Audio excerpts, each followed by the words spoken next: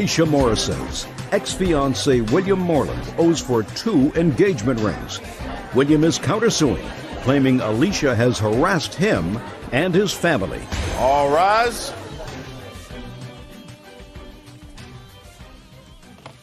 Now, this is case number 331 on the calendar in the matter of Morris versus Moreland. You're welcome, Judge. Parties have been sworn in. You may be seated. Folks, have a seat, please. Miss Morris, this used to be your fiancé. Yep. Yes would be appropriate. Yes. According to your complaint, he wanted to buy some rings. You went to a jewelry store. You picked out 2 rings. He had lousy credit. You were dumb enough to put it on your credit. Yes. The engagement didn't last. The marriage didn't go through. He gave you back his ring. So you have both rings now. You try to return them. You couldn't because they had already been sized. You're stuck with the rings and also stuck paying for them. Yes. You want him to do it because that's what he said he was going to do. Yes. Mr. Moreland says he gave you your ring because you promised to marry him. You didn't marry him. Therefore, you pay for the ring. All right, well, let's get to it. Can I see the rings, please, Bert? Who are these people? This is my sister and my brother-in-law here. They have anything to do with this case other than here to show you moral support? They do. Oh, good. Okay. So one is clearly an engagement ring. Yes. This is an engagement ring, right? Yes, ma'am. Good. This is a wedding band, right? Yes, ma'am. Okay, good. Now, tell me how it came about that you purchased these rings. Do I start from the beginning, or the ring part? When did you meet? When did you fall in love? Okay, we met in May 05. You don't want to know about that? You met, you fell in love. Okay. Perfect. Good. Okay, gotcha. Wonderful. Now, tell me about the day you went to the jewelry store. September something. I don't know the exact date. I have the receipts and stuff. Good. But we went there. I asked him a million times. I said, are you sure? Because he does not have credit at all. And I know this, but he had a job. Tell me. Sorry. Tell me what you know. Don't Okay, tell what do me you what want? he had. Just tell me you went to the jewelry Yes, we store did. and... We went to the jewelry store. He said, pick anything that I wanted. So I picked the ring that I wanted. He said that he would pay for it. I put it on my credit because I have the good credit. And there you go.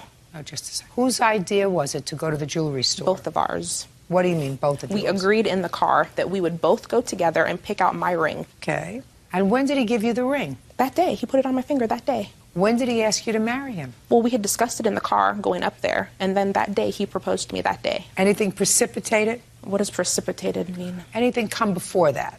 You know, I mean, was there any discussion of marriage? You were in a car. We had talked about it forever. We met May 05. We liked each other, and we fell in love, and yeah. So this is an engagement ring? Yes, it is. Right? Yes, ma'am. Now, you put the ring on her finger, right? No, I did not. Well, tell me how it happened, sir. She got kicked out of her parents' house. And, You're in a car going to the jewelry store. Okay, we were in a car going to the jewelry store. She brought up the idea of marriage. She's the one that... Just a second. What did she say to you, and what did you say to her? She was no, like... listen to me. Listen to me. If you tell the truth, I'm going to say something to you, and I want you to think about it and just remember what I'm saying. If you tell the truth, you don't have to have a good memory. Yeah. If you lie, you have to have a very good memory, because you won't find anybody that can trip you up faster than me. So I want you to remember that. If you tell the truth, you don't have to have a good memory. You're in the car. Go. We're in the car. She brought up the idea of marriage. Good. And sometimes a girl has to do that if a guy is not moving fast enough. Yeah. Sad. What did you say? I was like, yeah, I just kind of went with it, you know? No. Mr. Moreland. Mr. Moreland. It's the truth. I don't want to hear you just about when you just decided to go along with it. She brought up the concept of marriage. What did she say? What were her words? I don't remember her exact words that day. What do you think about us getting married? Yeah, and I said, I at the time I loved her, so I'm not going to say Oh, there no, you go. So you loved her. Yeah. And so you wanted to get married. Yeah. Okay. Now, whose idea was it to go and look for rings? Hers. Tell me what she said. She wanted to stop by the jewelry store and look at a ring. And what did you say? I said, okay. Great. Now we're cruising. Yeah. So you went to the jewelry store, and what did you do once you got into the jewelry? Take your hands out of your pockets. What did you do once you got into the jewelry store, Mr. Moreland? She selected a ring that she liked. Just a second. You didn't stand there like a dummy, did you? I stood there while she selected a ring. No, you didn't stand there like a dummy. You said something. You walked in, somebody came over and said, may I help you? Yeah. And did you tell them what you were looking for? She didn't. You didn't say anything. I didn't say anything. You didn't say, just a second. You didn't say anything. I did not. I don't buy that, sir. What do you do for a living? I'm a carpet cleaner. You worked steadily? Yes. Do you have to sometimes go in and you say, why don't you do 3 rooms? We have a special today, 3 rooms instead of 1 room. We could do 3 rooms for this one. You ever say that? Yeah. I've been there, done that. Not in your vocation, but had people say it to me. So you're a salesman, sometimes. Yes, ma'am. Right? So you didn't go in there and stand there like a dummy. You at least communicated in some respect with either her or the salesman. I did. Perfect. So what did you say? Well, I don't remember my exact words of the evening or the afternoon, but I went up there. The lady asked, can she help us?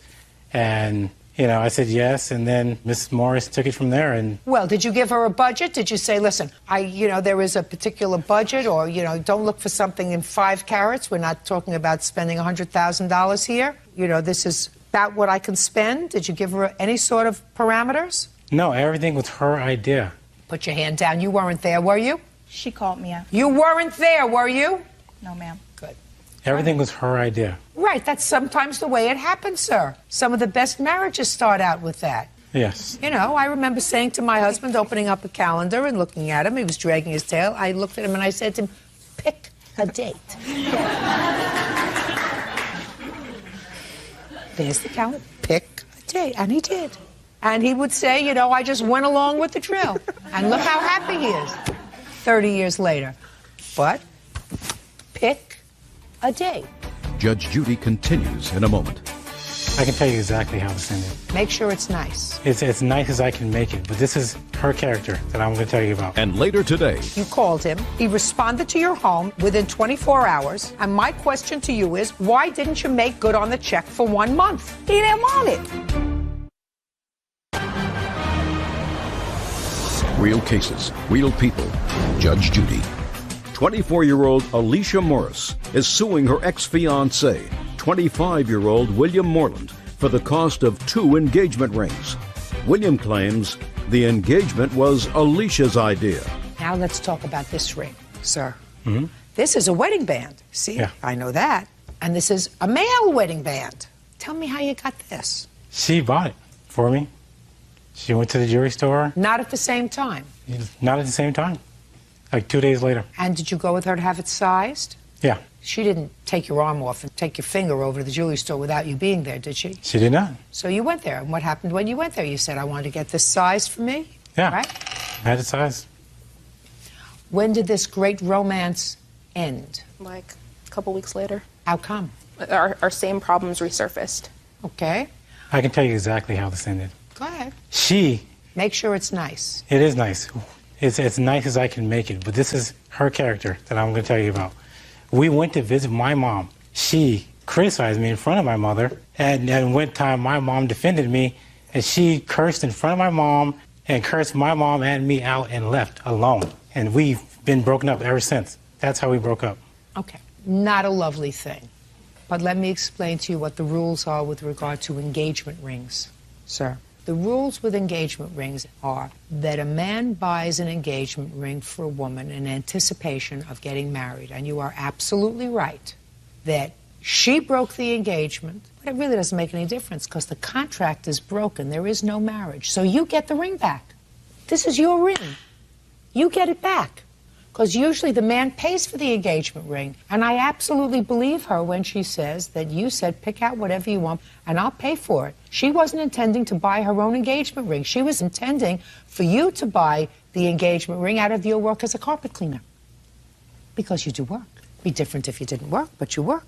And we're not talking about the Hope Diamond here. It's very, very nice. Cost $730, something like that. Right? She thoroughly anticipated that you were going to purchase this for her and pay the bill when it came. So she stuck with the bill.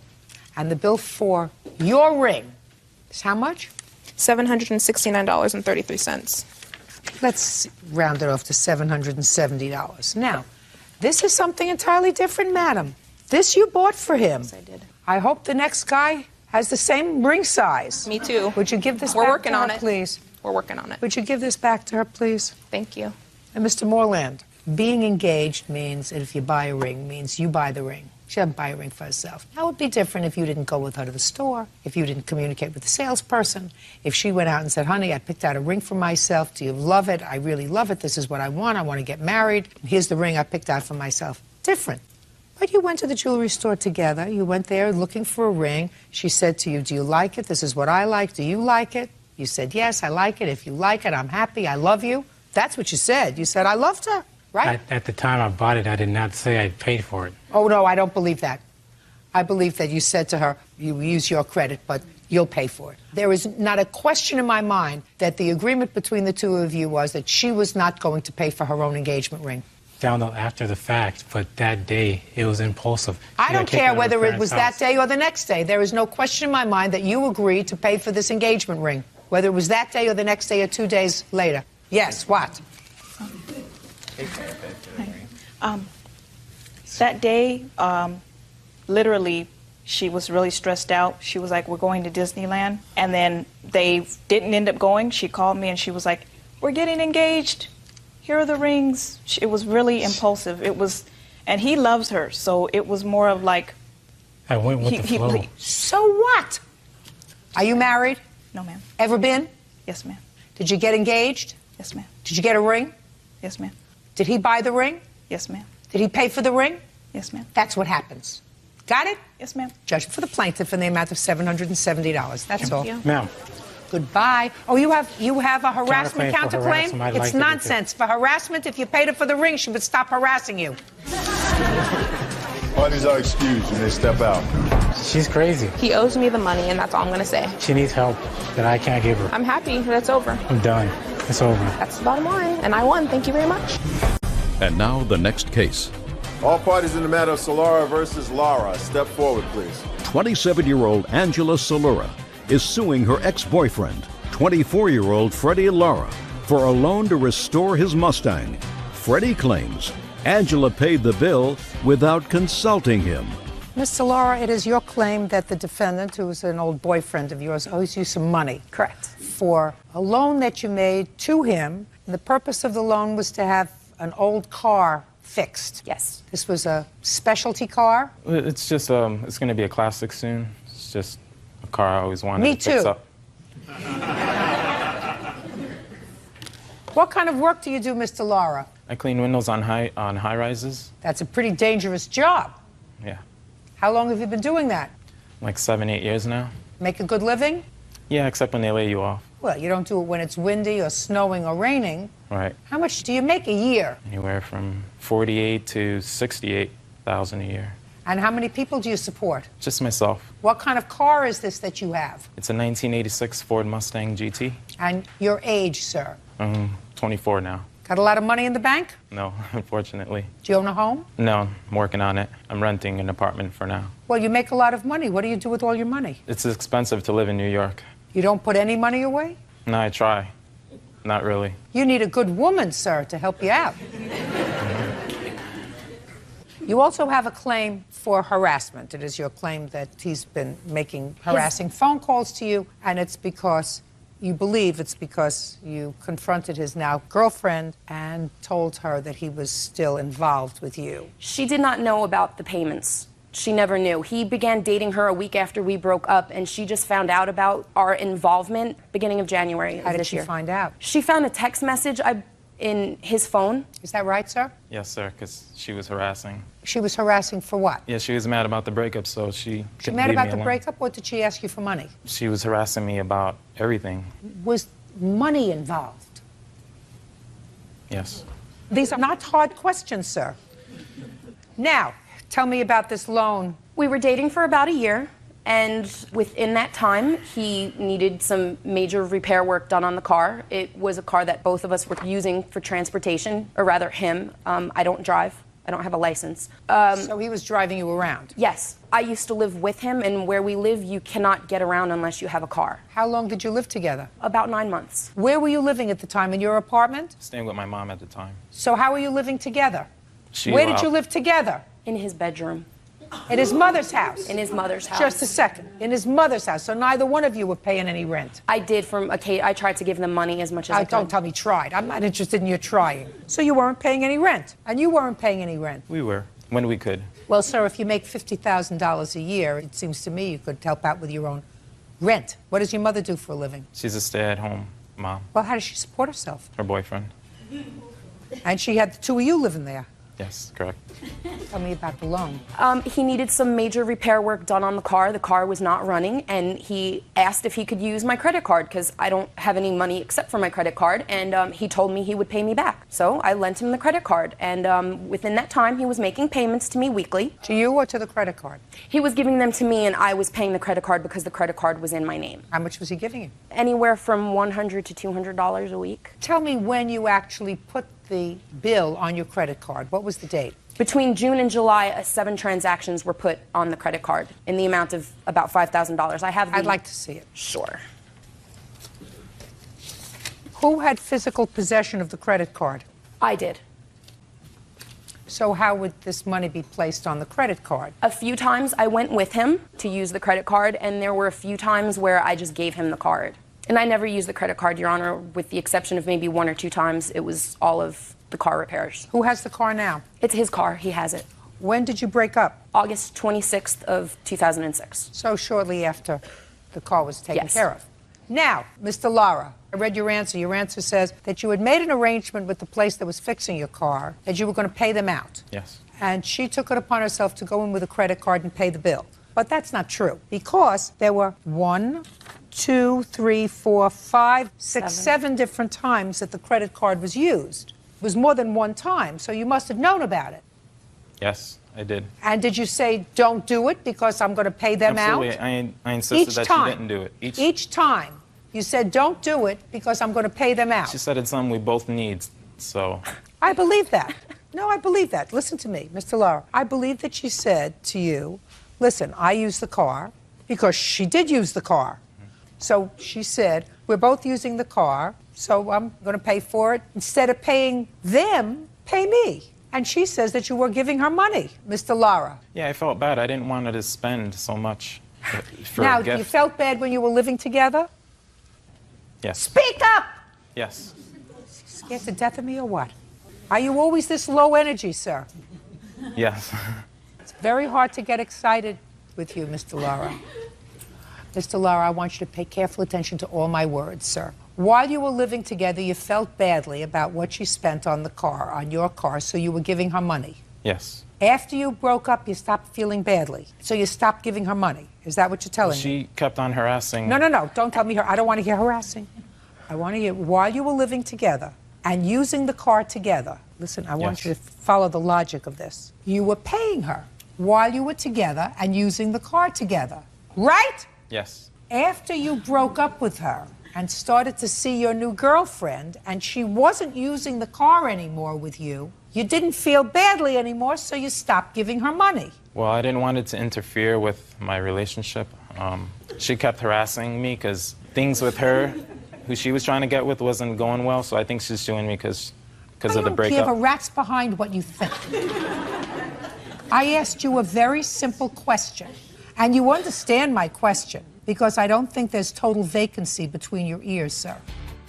While you were together and both using it, you paid her for laying out the money. When you were no longer together and she wasn't using the car, you stopped paying her. That's what you're telling me. That's objective, not what you thought, what you felt. That's what happened. Doesn't that sound stupid to you? No, because it was a gift. Mr. Lara, I know that you have this word gift in your mind, but what you did in paying her belies the fact that it was a gift, sir. You paid her for the credit card. Hundreds and hundreds of dollars, according to her, because she's only suing you for what she claims is the balance, which is $3,400. And the total was close to $5,000 to fix the car. So you paid her a lot of money to pay down the credit card. Do you understand, sir? Yes. Listen, was he more exciting when you were together? He had his moments. Few and far between. He has a problem with confrontation, Your Honor. He has a problem with confrontation? Yes. Oh, and I love confrontation. That's why we don't get along. Judgment for the plaintiff in the amount of $3,400. That's all. Thank you. Thank you, Your Honor. You may step out. Changed my number. Somehow she called my mom and got my new number. He is correct. I was able to get his new phone number. She kept on calling me and leaving me text messages. It was to get my money back. That was it. We split up, and she doesn't find it was a good enough reason for a breakup. That was in August. I've had time to get over it. I'm glad it's over. I'm very happy I can put a closure on this now. Ann Gribben is suing singer-entertainer Porter Singletary for the return of her deposit. Ann claims Porter stopped performing halfway through her son's birthday party. All rise.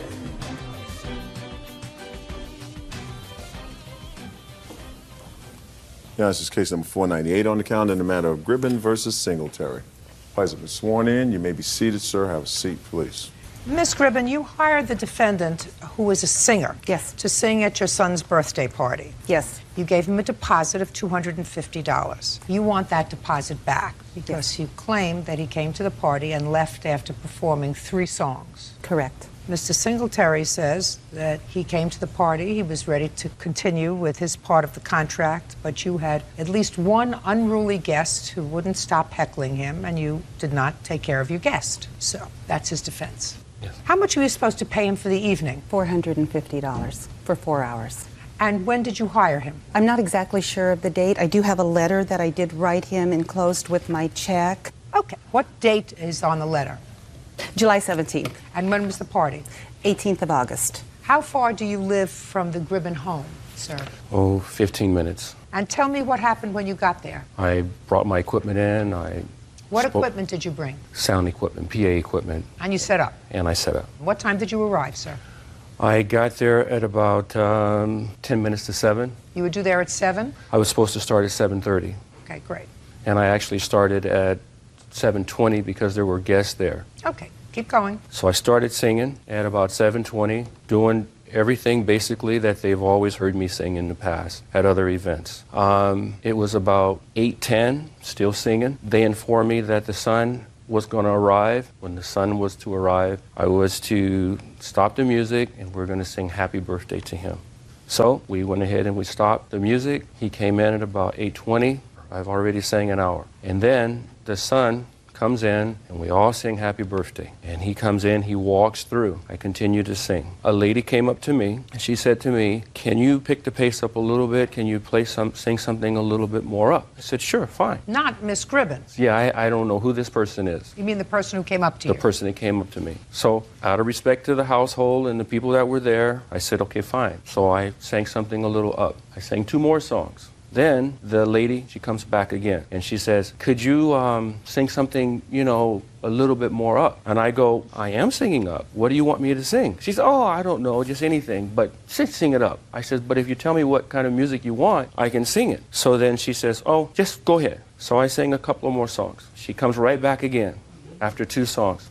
And I said, "What's going on?" And she said, "Well, could you sing something a little more up?" I says, "Look, this is your 3rd time to come to me. You need to tell me what it is that you want." So then she says, "Well, just anything." So I said, "Okay, fine." I turned the music off, and that's when I went in to look for the plaintiff. The lady that had been coming to me to ask me these questions, they were in the room together. And when I came to the door, they were talking about me, and they both turned red in the face because they were saying something. And then I just said, "I don't know who this lady is." I said, "You know what I do? She wants me to do something that I don't know what she wants me to do, and it's total throwing off everything that I do as an entertainer." Within about 2 minutes, all of a sudden some music comes on, blasting. Some kind of rock punk music. And I go, "What are you guys doing?" And then so she says, "Oh, I'm so sorry. I can't believe that this is happening." And Who said that? The plaintiff. And then so Well, I who changed said, the music? Who changed the music, Miss Gribben? The bartender. The bartender. Go ahead. So then she said, "Oh, Porter, I can't believe this." And I just said, "Well, you know what? I'm an entertainer and I'm singing, and I sing with a feel. And when you change the mood of the show, it throws everything completely off. And this music, and the kids are just bouncing their head around, and they're into this music. So they're into a little more upbeat music. Up to this music." Okay. You left because of this disagreement that you had with her son's fiancée. Well, whomever this lady was. That was the son's Yes. fiancée. It was the son's fiancée, the girlfriend, yes. Girlfriend. Girlfriend, fiancée. Now I'll hear you. Okay, I remember it a little differently.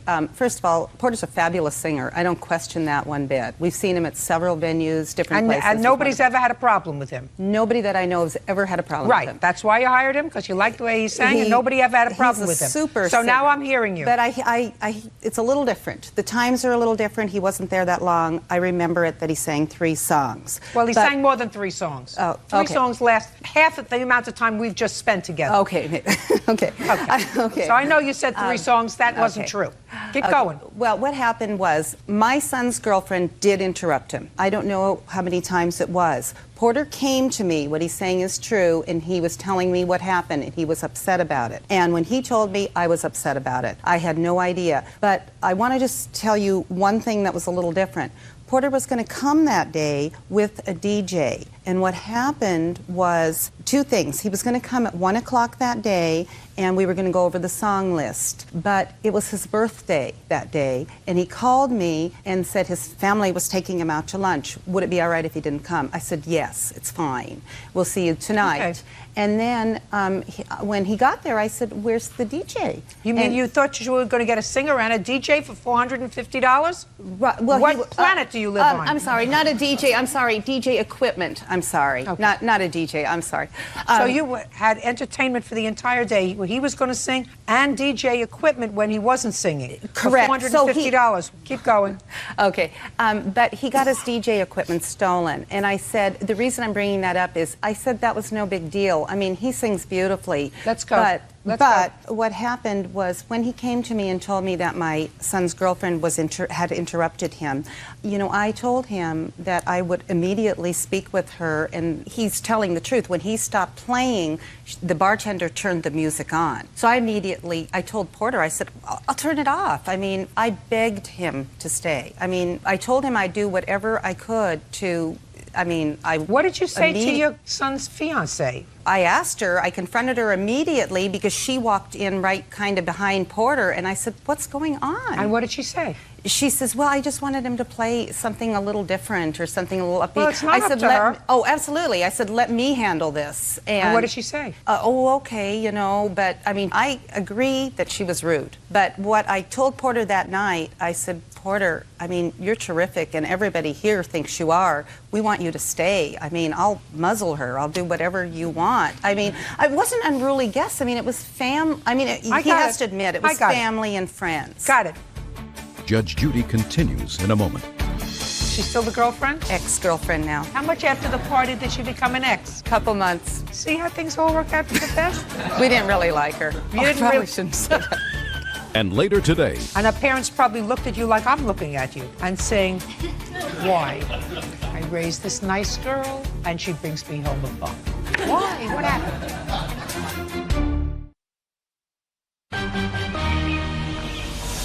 real cases, real people. Judge Judy.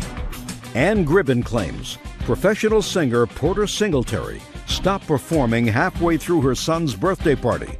Porter claims he was rattled by one of the guests. He came to perform in good faith. According to you, you've seen him perform at many other venues. Yes, I did. He's never had a problem. Well, not that I know of. If he'd had a problem, you would have known about it Right, if you were true. there. No, so he's a he's good never singer. had a problem. You hired him. He wanted to do a good job. Clearly, something at your son's birthday was so distasteful that he felt as if he was prepared to risk your good offices to say, I'm leaving. I can't work in this kind of environment. You acknowledge that your guest was rude to him. He doesn't have to tolerate somebody being rude to him. You know, it would have been nice if he said, well, I'll suck it up and continue to play, but he doesn't have to tolerate that. He can leave. So the question is, was the time that he spent at your home worth $250, which was your deposit? And it was. He's an entertainer. He entertained. He came to your house. He spent an hour and a half there. He set up. He performed for $250. That's a bargain. He's entitled to $250. So, did your son have a good time at his 30th birthday? We still had a good time, but it was an embarrassing thing. Of course you still had a good time. Well, don't you think he was embarrassed? Yeah, I guess I've seen it a little bit differently, but I mean, I don't deny that he, you know, is not a good singer. I mean, I can't say that. No, he was embarrassed. It's just that we tried to do our best to make it good with him. I mean, I believe that you did. I believe that you said, let me handle it. You Yeah, said I to did. your future daughter-in-law, let me handle it. She's still the girlfriend? ex-girlfriend now. See what happens? All things work out for the best. How much after the party did she become an ex? Couple months. Couple of months. See how things all work out for the best? We didn't really like her. You I didn't probably really- shouldn't say that. Well, listen, you never know what's going to happen in the future, so got to keep all your options open. But it sounds to me as if he had a good time at his party. He did. Good. I'm glad. He's entitled to his $250. That's all. Thank you. Parties are excused. You may step out. He did sort of ruin the party. People do whatever they want to do. He left, kind of left me high and dry. I am not there to control the crowd. Yeah, I think he had a bad day. But it is a lesson learned. Julie Brinkington is suing her daughter, April Whiteman, for a loan to save her home from foreclosure. April says her mother is a mean, hateful, and vindictive woman. All rise. Now, this is case number 478 on the calendar in the matter of Brinkington versus Whiteman. Thank you. You're welcome, Judge. Parties have been sworn in. You may be seated. Folks, have a seat, please. Miss Brinkington, the defendant is your daughter, and you claim a loan to her in the amount of $5,000 to pay off some bills that she had. Your daughter says that you never made a loan to her. You helped her out when she was in financial difficulty. She is counterclaiming, alleging that you made false reports to Child Protective Services about her, causing her to lose her teenage daughter for 6 months. She wants to be compensated. Tell me about when you made this alleged loan. Well, the loan of $5,000 was made in the summer of 2004, and April came knocking, banging on my door. Just a second. You know, crying. Listen to me, Miss Brinkington. Listen to me. What month in the summer of 2004? It was May. And your daughter came to your house and... Yes, ma'am. Go ahead. She came to my house, tears, you know, dropping from her eyes. Oh, I gotta see you, I gotta see you, I gotta see you, like that. And I didn't know what to think because my daughter has been estranged from me since 1977. And I never see her unless she wants to borrow money or something. And out of the clear blue sky she comes, and she's begging me and crying. And she says, my children are gonna be on the street if you don't do something. You gotta do something, please do something. She says, if you will do something, she says, I would be the kind of daughter I should have been all those years. She's saying, if you'll do that, she says, I'll come and visit you. I'll send you Mother's Day, Christmas, birthday. Miss She's never done any of Miss that. Brinkington. Your daughter, according to your complaint, needed money. And according to you, you paid some of her bills. I have the canceled checks for that. I'd like to see them. Yes, ma'am. This is just the checks that I wrote. It's the only thing I'm interested in.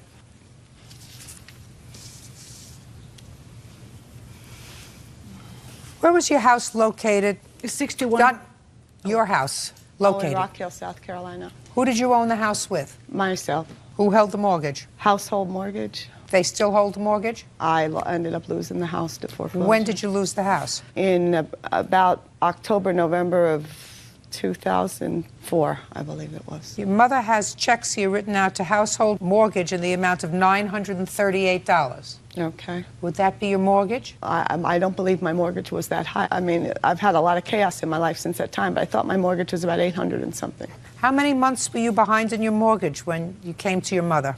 Probably about 2. So you wrote these checks out for her, and what arrangements did she make to pay you back? She wrote checks, post-dated checks, $210 a month to pay me back. When she gave you the checks, did you deposit them right away? No, ma'am. She asked me to hold them for 3 months. Did you do that? Well, see, Your Honor, unfortunately, April is a crack addict, and I was worried about the money. That's why I went ahead and cashed 2.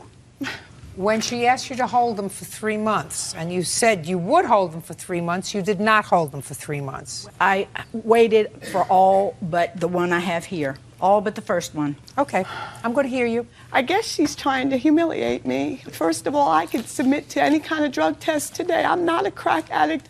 I don't take drugs at all. And this is all part of the mental abuse and the stuff I've suffered my whole life. I'm tired. I'm tired of it. She gave me that money to help me. I'm tired of it. I've been through a lot. I've been through a lot with this woman. I've been through a lot of abuse. She's my mother. I shouldn't even be here, okay? I shouldn't even be here. Miss Reitman. I don't mean to cry. I'm upset. I mean, how could you even say that about your own daughter? First of all, it's not true. Miss Reitman, let me ask you this question.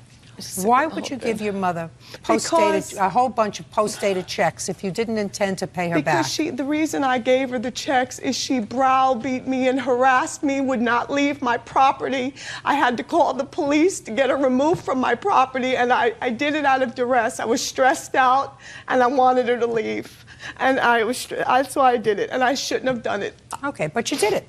I did. Okay. So you wrote her out the checks, and that was your intention when you wrote her out the checks to pay her back. Okay. Now, let me get to your counterclaim, Miss Reitman. It is your claim. Put your hand down. Okay. It is your claim that your mother made false charges about you to Child Protective Services, and as a result of that, your teenage daughter was removed. Yes, ma'am. She was. How many children do you have? These two right here. These two? Yes. You were removed from the house? The answer would be yes. Yes, ma'am. Stand up. When were you removed from the house? Probably about my 7th grade year. How long ago was this that you were removed from the house? Probably about a year. How old are you now? 15. And how long did you stay in foster care? Half a year. Listen to me very carefully. When you were removed from the house, did you tell them that you wanted to go into foster care? No, ma'am. You did not. And where was your brother? Where were you? I was out on my own, actually. How old are you? I'm getting ready to be 20. How long have you been out of the house? Well, I actually just moved back in, but probably about a couple of months to a year, something like that. A couple of months is 2, a year is 12. How long had you been out of the house? Maybe 5 or 6 months. Where did you go?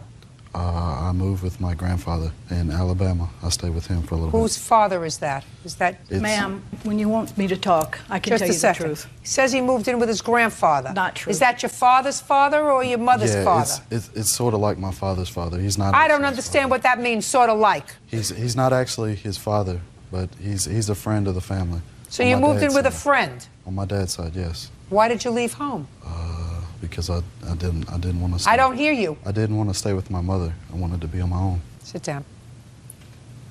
You have the complaint that you filed with Child Protective Services, do you? I have the notice of unfounded investigation where it was unfounded. I'd like to see what you have. All right. But I do need to explain something when I get a chance. Okay.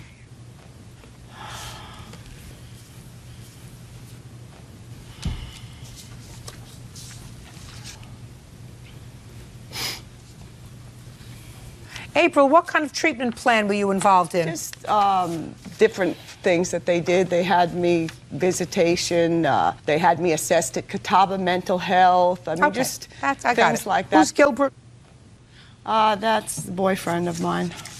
Well, as part of the plan, it says April is placed under affirmative duty. April, that's you, to have no contact with this man while Desiree, your daughter, is with her, and not to let him have any contact with her, and that includes phone calls. So evidently they found something that was untoward between your boyfriend and your daughter. No, ma'am, they didn't. But I have gone back to court for that, and that has all been dismissed. All right. Judge Judy continues in a moment. Don't make it any worse. I'm not. Do you understand? I'm trying to make it better. No, trying to make it better? I want to hear your version of making it better. Yes, ma'am. And later today, were your financial difficulties owing to your husband's gambling problem? Yes, Your Honor. What proof do you have that they took a camera when they moved out?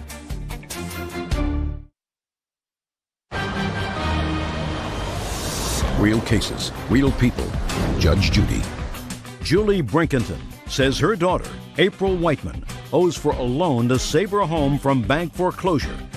April is countersuing, claiming her mother filed a false report with Child Protective Services. Miss Reitman, you have no case against your mother because the Child Protective Services report does not indicate that they found that there was no abuse and neglect. They decided to not pursue it after having you and your daughter under their supervision for at least 6 months. So it's not that they ruled that there was no abuse or neglect going on in your house. They found that your 15-year-old daughter could go home if you did certain things and cooperated, which, according to you, you did.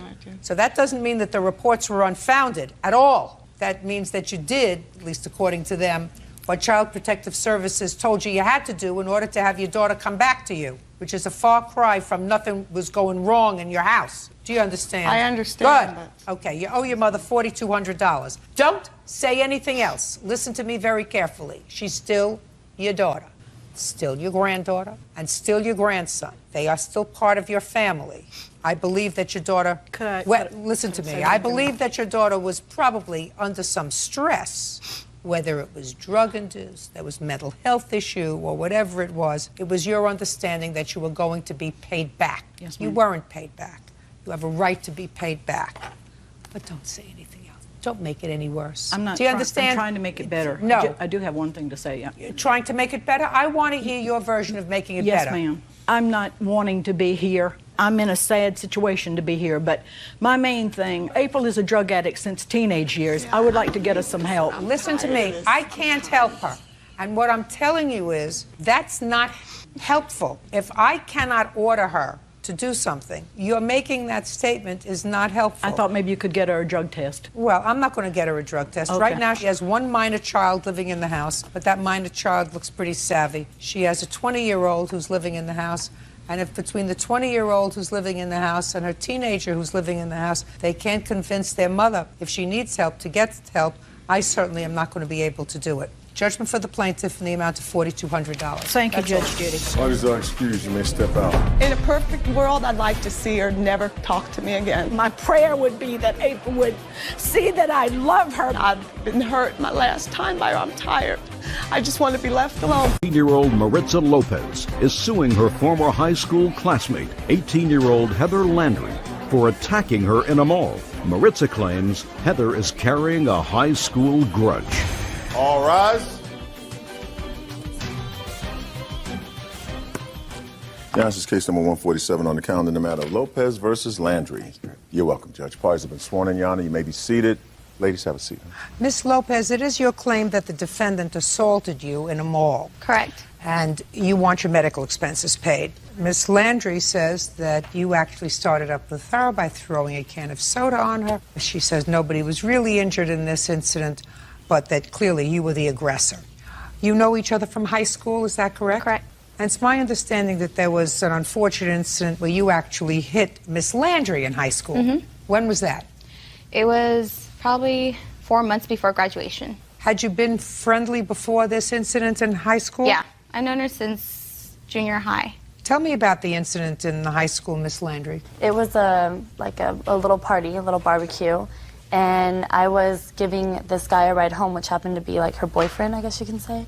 And she had came in the house crying hysterically to talk to him, and she was talking to him outside. And I had to go because his cousin was sick. And so I went out, I gave him about 20 minutes to talk, do whatever they had to do. And then I went out there and I told him, you know, we need to go. Are you staying or are you going with me? Because I needed to leave. I needed to get the sick guy home. And she got in my face and she was like, can't you see I'm crying here? Blah, blah, blah, yelling at me. And I was like, I don't care. I just need to go. So he needs to make a decision. Then out of nowhere, she just like hit me.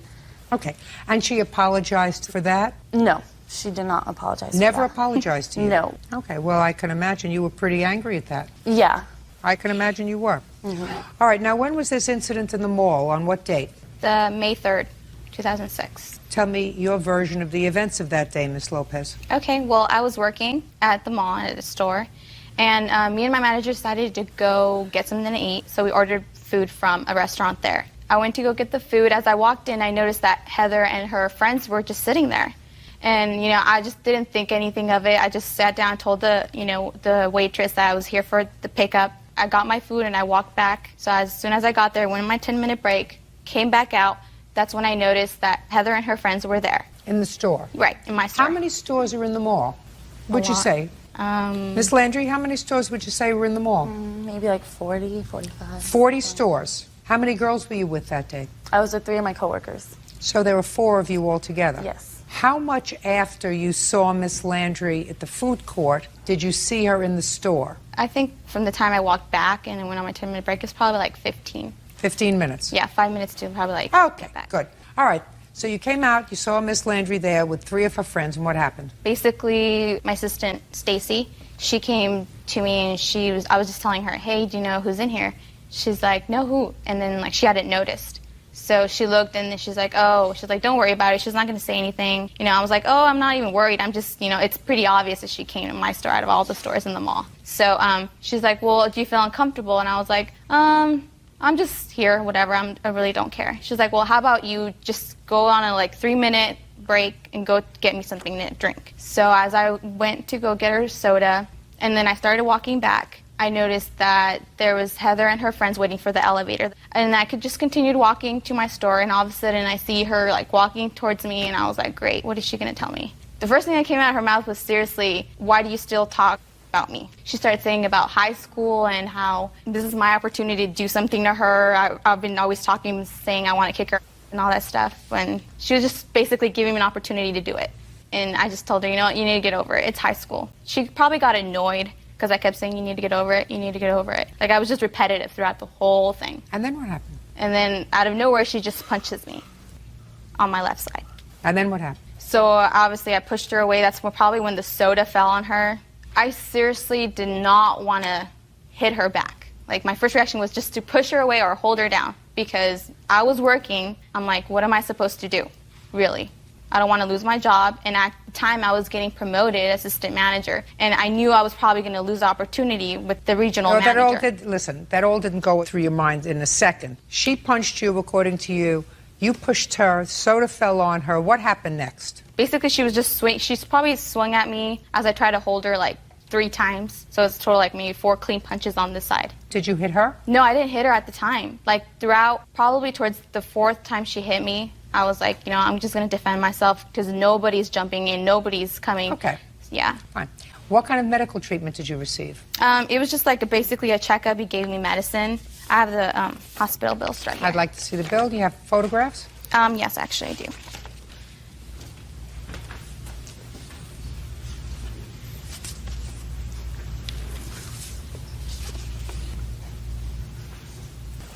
Okay.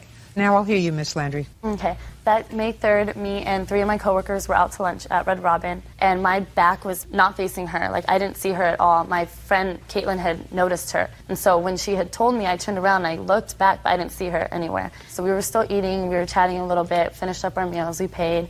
And then my friend Brandy that was with me, she wanted to get some sunglasses. And I had bought in some in Anchor Blue. That's like the only thing I buy there. So we went up there, we looked around for like a second, didn't see anything, and we left. We were walking out towards the elevator, waiting for the elevator to come down, and we're standing there facing the elevator, and they hear my name, and I didn't hear it at first, and I turn around and I see Maritza calling me. So I start walking towards her like, you know, what do you want, you know? And she basically tells me, you know, we still have stuff we need to take care of from high school. We never finished it, blah, blah, blah. And I told her, you know, it's been over a year. I haven't seen you since then. I really don't care to bother with you. I'm over it. You know, I don't need to have nothing to do with you. And we were going back and forth for like maybe 30 seconds. I don't know where she throws her soda literally like on my face. I was drenched in like Sprite or some sticky Sierra Mist or something. And I couldn't really see at first. And my first reaction was just to push her away from me. And then we started going at it. I'm pretty sure I had the first hit, like actual hit.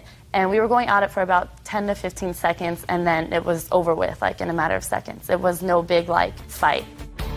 Judge Judy continues in a moment. Did you buy anything in her store? No, I didn't. How long were you in her store? About 10 minutes. That all doesn't make sense, Miss Landry. And later today, he was told not to go on the computer. He turned around and went into the adult sites. That's why we didn't want him to do it. Plus the fact that he's done it to 2 other computers for the same reason.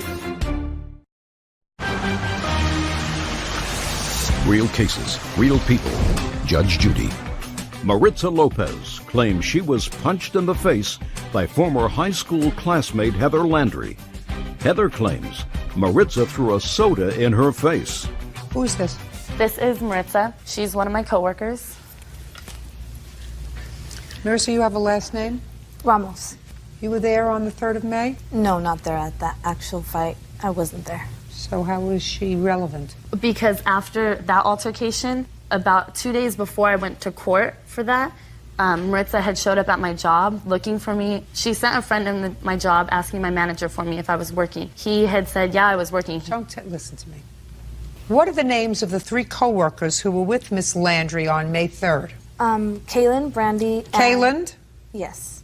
Brandy? Yes, and Kelly. How long have they been working at the same store as you? Brandy's been there for about 3 years. 3 years? She still work there? Yes. Good. Kelly, she doesn't work there no more. She was there for a year. She quit.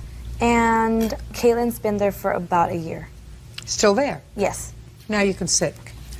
Miss Landry, why would you bring someone who wasn't there on May 3rd and not bring the 2 co-workers who were there on May 3rd and who can support your story. One of the, Caitlin, she was actually supposed to come, but she got food poisoning this morning. She was really sick before we came over here, so I brought Maritza Ramos because after the... What about the other co-worker? Brandy's still there. So why didn't Brandy come? Because she couldn't get the day off of work. That's a lot of excuses. Okay.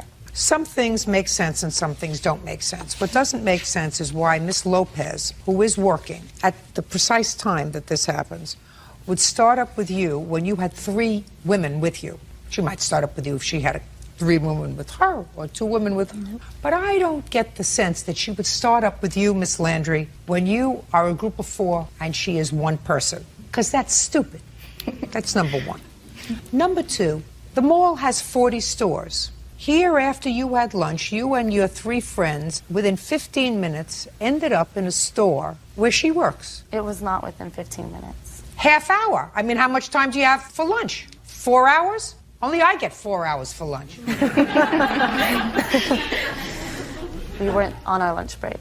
We were just out to lunch. I see. So you were just out to lunch and had the whole afternoon. Did you buy anything in her store? No, I didn't. Did anybody buy anything in her store? Not that I know of, no. How long were you in her store? About 10 minutes. That all doesn't make sense, Miss Landry. What makes sense to me is that you slugged her, you got even for the slug in high school, and you're going to pay her medical bills. That makes sense to me. She's not charging you for pain and suffering. She's not charging you for anything else. She wants her medical bills paid. You figured you got even. You're getting even cost you $526. Judgment for the plaintiff, that's all. Thank you.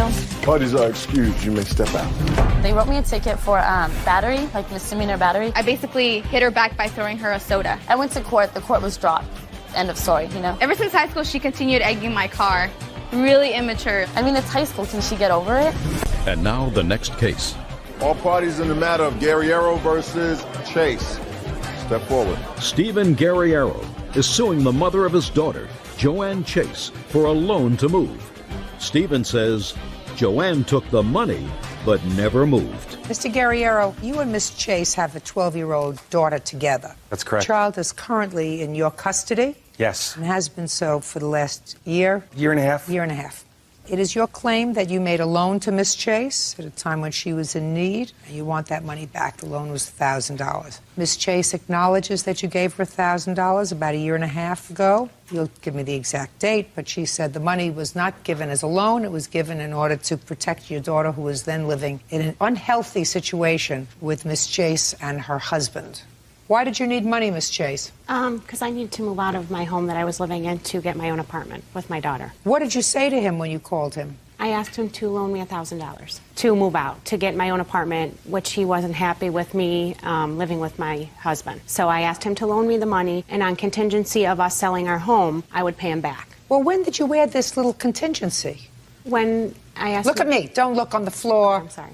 And, you know, certain things make sense and certain things don't. So, Ms. Chase, make sure you don't tell me anything that doesn't make sense, because if it doesn't make sense, it's not true. He knew that I was going to be selling. Don't tell me what he knew. I just want to hear what was said. Okay. I asked him to loan me the $1,000 and that I would pay him back as long as I sold my home. Did she say to you, can you loan me $1,000 until I sell the house? That's partially correct, Your Honor. Okay. She said, until I sell the house. Well, there was a contingency made after I reluctantly gave her the money, and I did give her the money, of course, because our daughter's safety was at hand. The first thing was, if she sold the house, I would give the money in full. If she didn't sell the house, then once she got on her feet and got everything straightened out, she'd make payments, and I was fine with that, even if it was $5 a week. Sounds reasonable. So, you gave her the $1,000, you moved out. Correct. Go ahead. Well, she didn't move out. That was the issue at hand. Why didn't you move out? I did move out. When? It wasn't right then, but it was within 6 months. I did. Well, what'd you do with the $1,000 for 6 months? I used it to move out, but it was just, you know, I had to wait. My children were in school. I had 3 girls. No, they weren't in school in July. 6 months later, they were in school, but they weren't in school in July. There was a lot of things that were going on that I couldn't just move out at the current time that he had just given me the money. What did you do with the money? Is my question, Ms. Chase. Well, I did use it to move out, but it wasn't right You mean that you held on month to in it July. and put it in a bank account and held on to it for 6 months? No, I didn't put it in a bank account. So what'd you do with the money? I guess I saved it. at the house. So, why don't you pay him back? Because I didn't sell my house. And what are you doing now? I live by myself and I work. Good. Pay him back. I don't have it. I'm not in any financial position to pay him back. When he was paying child support to you, how much was he paying you? I don't even remember. He does. It was $52 a week, Your Honor. And I'm receiving $11.50 a week from Miss Chase, which she's a little bit behind. When he was paying you $52 a week, did you think that that was enough to help support your daughter? No. I thought that that was nothing. $11.50 is even less. Correct, but he should get a job. I mean, you know, he doesn't work. He's not living on your $11.50 a week. Well, then he should get a job. Well, he's living somehow. Yeah, on Social Security. That's not your problem. That's the government's problem if they're giving him Social Security. Right, but I mean, I work and I also, you know, struggle myself to get child support from my daughter's father. What does that have to do with the $1,000 you borrowed from him? I don't know. You know, it's just hard because I do waitress and I have to, you know, work or else I can't pay my bills. Right. You also have to pay back money that he loaned you. I have no idea what you did with the $1,000, but you certainly didn't use it to move out. I don't believe that you saved it, and I don't believe that you hid it in some cookie jar or some coffee can in your house until you were ready to use it.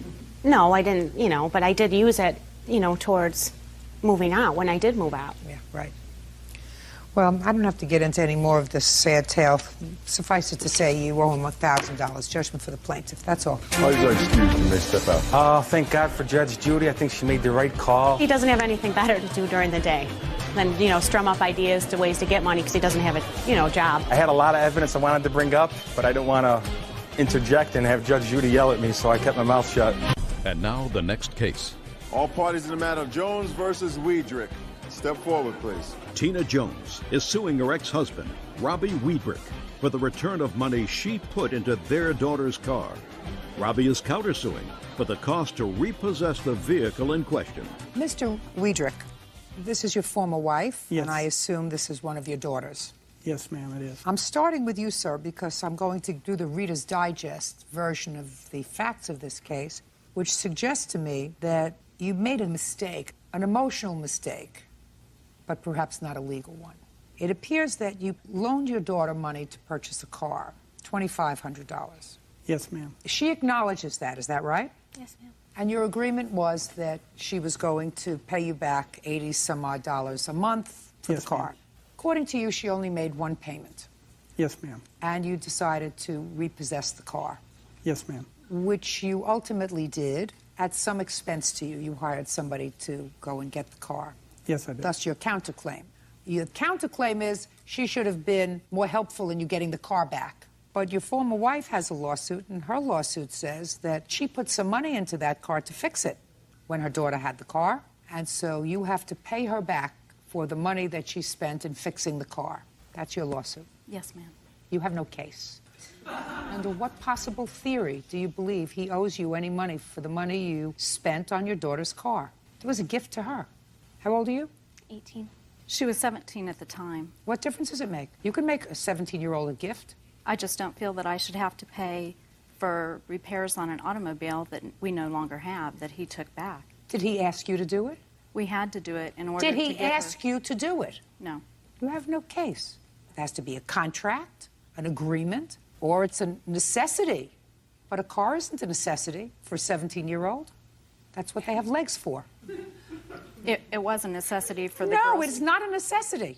Under no theory of law that I know of is a car for a 17-year-old a necessity. That's what they have legs for. That's what they have parents for. To take them where they have to go, take them to school, take them to after-school activities, do whatever they have to do. Car is a luxury for most people, especially for a 17-year-old.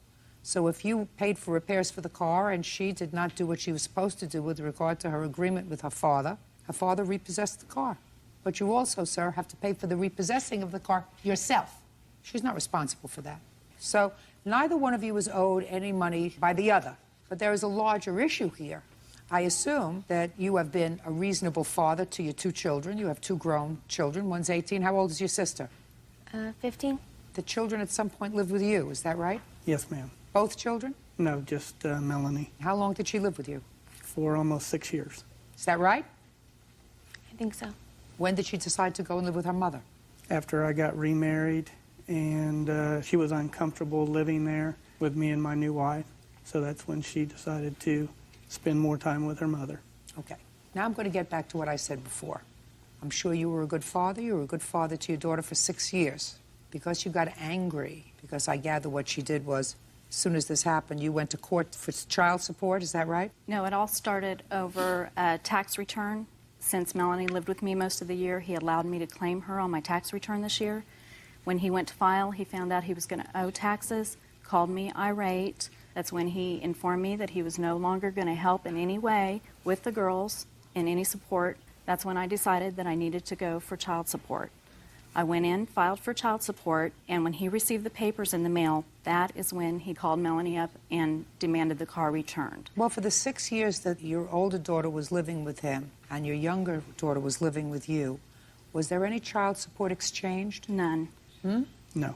So you paid for the child who lived with you, and you paid for the child that lived with you. Yes, ma'am. Is that right? And when Melanie turned 18, she came to live with you? She was 17. It was May of last year. When did you turn 18? January 18th. Of this year. Then when did you go to live with your mother? I don't exactly know. It was kind of gradual. After the school year? Yes. So it was sometime during the summer? I think so, yes. So for 6 months she lived with you before she turned 18? Yeah, at least. 6 months? And when did you sue for child support? February is when I filed paperwork. Now, you sued for child support for the child who had always been living with you. Right. But you had never done that before. No. Why? Because up until that point, there never was a problem. If, we needed something, we could call each other and we would share the expenses.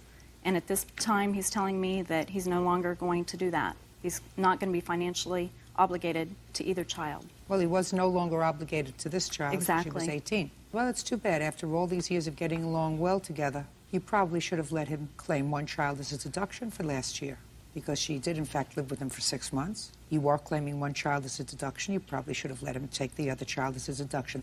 But it's too bad that this broke down. And it's certainly too bad, Mr. Wiedrich, that the relationship that you enjoyed with your daughter is damaged over a car. Yes. Very unfortunate. Okay. Sounds to me as if he was a pretty good dad to you for a long time. The fact that you don't get along, you felt uncomfortable in his new situation. That's understandable. And it's also understandable you wanted to be with your mother for a little bit of a time. That doesn't mean that your father, who was a good father for a lot of years, turned into a bad father overnight. Right? Right. Case is dismissed. That's all. Parties are excused. You may step out.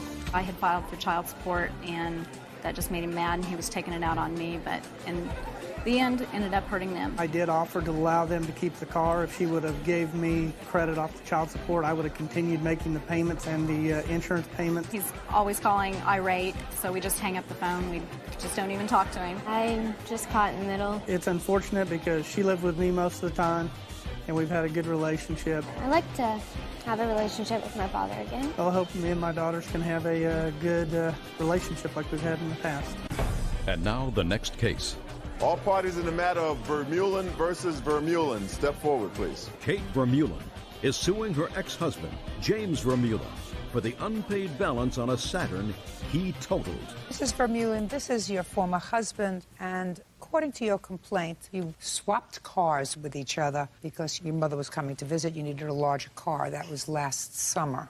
So it's nice to hear that there was at least a reasonable relationship that you had, so that you accommodated your former wife, because you have children together, so that she would use a larger car that was yours. And in any event, you wrecked her car.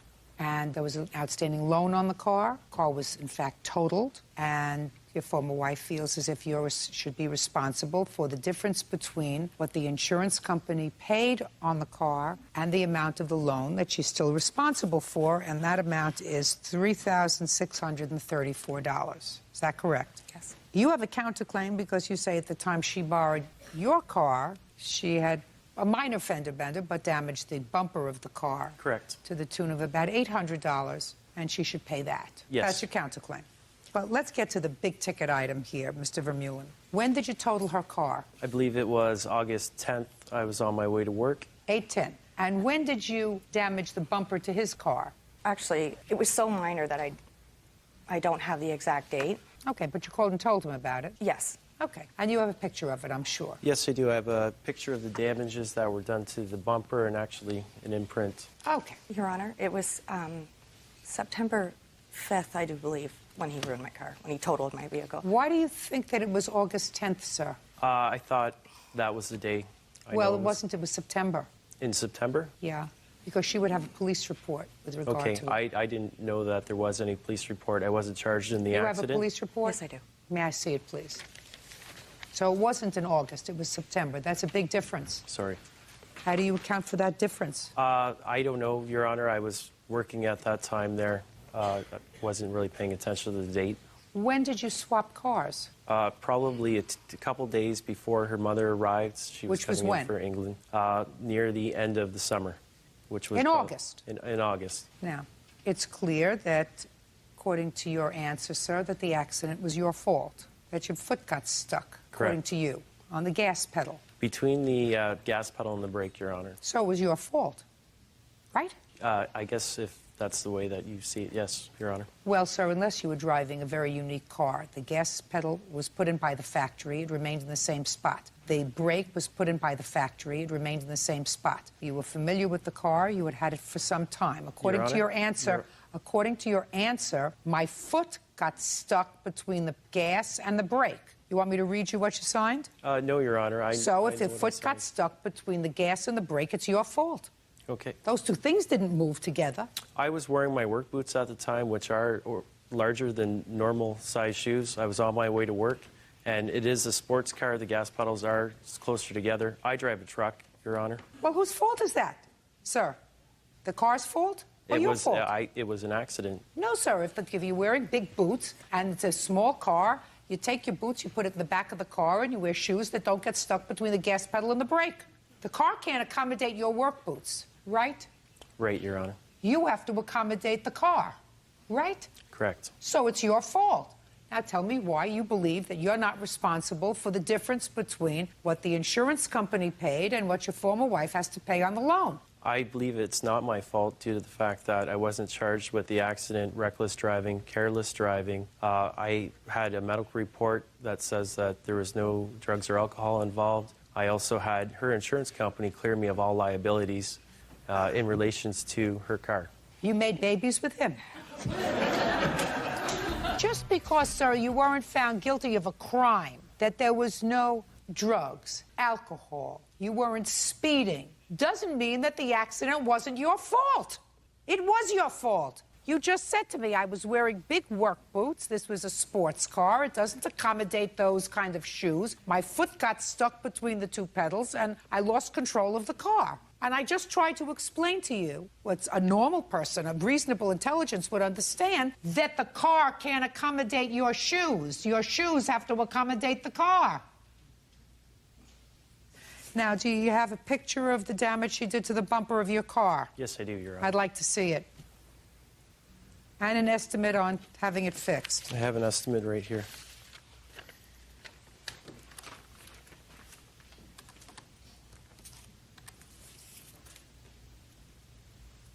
Sir, you brought me an estimate from this place for $1,154? Yes, Your Honor. Well, would you explain to me why? I'm only asking to cover the parts, the actual bumper itself, and have it painted there. I'm not asking for taxes, labor, insurance there. Your Honor? Originally, I asked her to pay for half because she is still entitled on her vehicle. She's entitled on the insurance, and she's still Did you have liable. insurance on the car? Yes, I did. And what was the deductible? $500, Your Honor. So that all you're going to pay for is $500. And then you're going to have a claim with your insurance company, and your insurance will go up. I decided to pay for the claim out of pocket rather than going through my insurance company and having my deductibles raised. Well, what do you think's going to happen to her insurance, sir?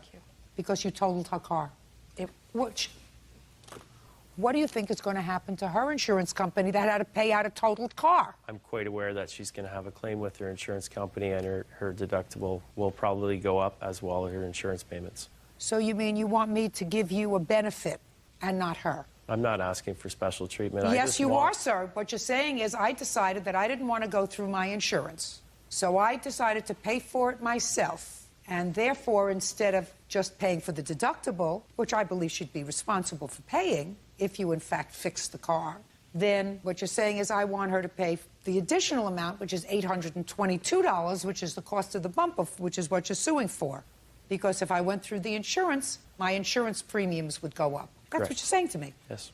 But Her insurance premiums are going to go up substantially more than yours, sir, because they had to pay out on a new car, right? Correct, Your Honor. Say nothing. You had to pay out $3,634. From that, I'm deducting $500. I'm awarding you on your claim $3,100. Do you understand? Yes, Your Honor. Now I want to see where you fixed the car. You have a bill for fixing the car? That was a quote there. I've had the work done since Where? I paid for the... Show me. I paid for the parts. Show me. I don't have that with me, Your Honor. Well, why did you bring me this, sir? That is a quote of what it would cost at a body shop to get it done. What I paid for out of pocket was the parts and the paint. Why, sir, wouldn't you bring me the actual cost of what it cost to fix the car? I didn't have the bills at the time. It was short notice. I didn't care at the time, Your Honor. I didn't really save the bills there. I didn't plan on coming to court. I didn't think I was going to be in court today. When did you get this? When did I got that? Yes. 3 days before I knew I was going to be in court. Well, put your hand down. Instead of getting this estimate for work that was never going to be done, because according to you already did the work, right? Correct. So this is bogus. It's not bogus. This is genuine bogus. quote. So instead of wasting the time to take the car in to see what it would be to fix the car, which according to you already fixed, so it would be difficult for them to give you an estimate on fixing a car that was already fixed, because you said you fixed it. Why didn't you, instead of getting this estimate, go back to the place where you bought the parts and say, I lost a copy of the bill. Can I please have a copy of the bill for the parts? I could ask for the original copy. I could send them to you. Why did you waste time getting this instead of getting the receipts for the actual work? I have no answer for that, Your Honor. Well, then you're not getting a thing. Strike it. Judgment for the plaintiff in the amount of $3,634. Your counterclaim is dismissed. You did a lot of fast talking, sir. Did not impress me. That's all. Step out. Parties are excused. You may step out. I wasn't totally surprised. He did not feel responsible for it. Because of the financial cost to her, and she is out the money there. So I had to get help with it. You go to court, make sure you have everything with you. Don't ask to borrow anyone's car. And now the next case. All parties in the matter of Willis versus Hunter. Step forward. Nellie Willis is suing her daughter's ex-boyfriend, 23-year-old Walter Hunter, for unpaid credit card charges. Nellie claims she was trying to help Walter establish his credit. Miss Willis, are you a working lady? Yes, I am. What kind of work do you do? I work for the Department of Defense, United States Air Force, as a tool and parts attendant. How long have you been doing that? 18 years. What about you, Mr. Hunter? What kind of work do you do? I'm an electrician. I also work on Tinker Air Force Base. Miss Willis, you don't make a whole bunch of money, do you? No. I'm going to give you and anybody else out there who wants to listen some very good advice. Never, never get somebody a credit card. Children, brothers, sisters, friends, don't ever give somebody a credit card, which is what you did. You gave Mr. Hunter, who was then your daughter's boyfriend, a credit card. Put your hands off your hips. Ostensibly, to help him build up his credit. You did that in 2003 while they were still together. Mr. Hunter proceeded to use the credit card. I gather from your statement that you did not use this credit card at all. Is that right? Yes, I did use the credit card. Well, do you expect me to go through 3 years' worth of statements to see what he purchased and what you purchased? No, I have the statements, but it was only for 3 months. He only made purchases for 3 months? Yes. Okay, then I'll take a look at it. And then you say he made payments sporadically, then he stopped making payments 2004. He and your daughter broke up. He asked you to extend him a little bit of time because you were going on trial, sir. Is that right? For a felony? No, I paid her. Were you going on payments. trial for a felony? Yes. And according to the plaintiff, she said, fine, we'll wait until the trial is over, because she had those expenses. You were tried and I assume acquitted, is that right? Yes, ma'am. And then she expected you to continue to make the payments on the credit card. Your Honor, he was convicted of his charges. I was not convicted, Your Honor. If he was convicted, he probably wouldn't be here today. This was a serious felony, according to you. Which has nothing to do with the case. Well, it has to do with your veracity, sir, and whether or not you could stand there and lie to me. Okay. That's what it has to do with. I mean, it is an issue. And notice I was very careful not to get into the particulars of the case because it is particularly sensitive. And if you were in fact acquitted, I certainly didn't want to reveal the nature of the charges. But if what you're telling me is that it really has nothing to do with it, now I'm going to see a statement that you have that would indicate that this young man told me a lie. Sir, it says here that you pled guilty. To a deferred sentence. To what? It was a deferred sentence. Didn't ask you what the sentence was. You weren't acquitted. It said here you pled guilty. That's not acquitted. It's acquitted. No, it isn't. And you know it. Well, it is acquitted after a period of time. It's 5 years. No. The state recommends 5 years deferred until 1/23/11. Unsupervised probation, you will fines and costs. The court accepts the plea recommendation. I accept, but what I'm saying is, after that 5 years, it goes away, so it's acquitted, basically. That's not true. Yes, it is. No, sir. That's what I was You were told. found guilty, and you were found guilty by your own plea of guilty. The sentence was deferred. You had a deferred sentence for 5 years. Who was the complainant in that case? The state. Okay. Now, according to your complaint, you gave him a period of time where he didn't have to pay on this credit card because he was on trial for this very serious felony. And he asked you for a little bit of latitude because he had expenses. Did you pay your lawyer? Yes, I did. And then she had a problem with my character before. She should have did an OCN check on me before I dated her daughter or came near anything near your house. Ms. Dunton, don't speak to her. The fact Don't that speak she to her. brings it up now is irrelevant. Now, the charges, sir, are not necessarily relevant to this proceeding. The fact that you lied to me when you said you were acquitted of those charges is in fact relevant because you told me you were acquitted of those charges with the same look on your face as you were answering all my other questions, so I believed you. And unless she had the court documents which indicate that you were found guilty of those charges and only sentence was deferred and you were found guilty by virtue of your own plea, and you had had a lawyer from the very beginning advise you, a lawyer who you paid, so the lawyer told you that by pleading guilty you would be found guilty. And the only thing that was being deferred was the sentence, if in fact you paid fines. Yeah, it's been paid. It paid off. I paid that off. Well, and that's why you asked her for a little time so that she would have to cover these bills that were on the credit card. That's her statement. Now I believe her. I was acquitted of the charges, the original charges. What I was guilty for were different charges. So you keep insisting. You notice, I did not say what the charge was. What did you plead guilty to? To using a computer to break an Oklahoma statute. That's what I was charged for. You're a fancy dancer, sir. You were originally charged with rape. What did you plead guilty to? No guilt, not guilty. I wasn't. What did you plead guilty to? Using a computer? Is that what you're telling me? On a rape charge, you pled guilty to using a computer? No, I didn't. I was not guilty for that. And that's why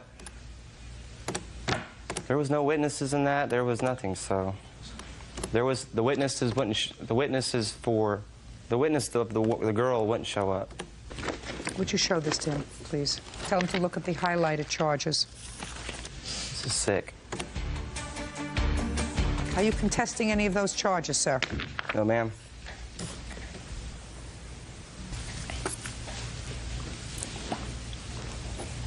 $4,735. Now, how much did you repay her? I paid her for what I felt was reasonable to what I felt I owed her. How much did you pay her? I paid her over $700-something. Let's say you paid her $700, sir. Okay. And some of this was back 2 years. Can I explain? There was over $4,000 in charges. No, there were $4,735 in charges, and that's without any interest. So if you hadn't paid all of this amount, it's probably close to $6,000 or more that you owe her. Now explain to me, you paid her $700, that would bring the total down to $5,300. Well, Explain the rest. I did date her daughter for a long period of time. I spent a lot of time out at their house. I did a lot of work because I was unemployed off and on. So her mom gave me duties such as yard work. They had lived on property. I built computers for her. I did computer service work for her.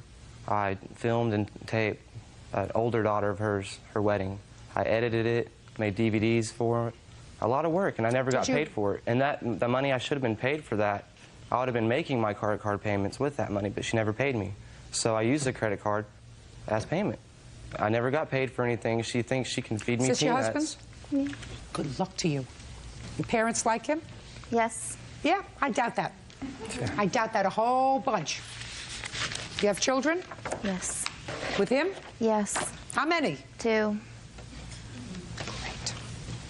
Judgment for the plaintiff in the amount of $5,000. Good luck to you. Consider yourself and your daughter very, very lucky. That's all. Others are excused. You may step out.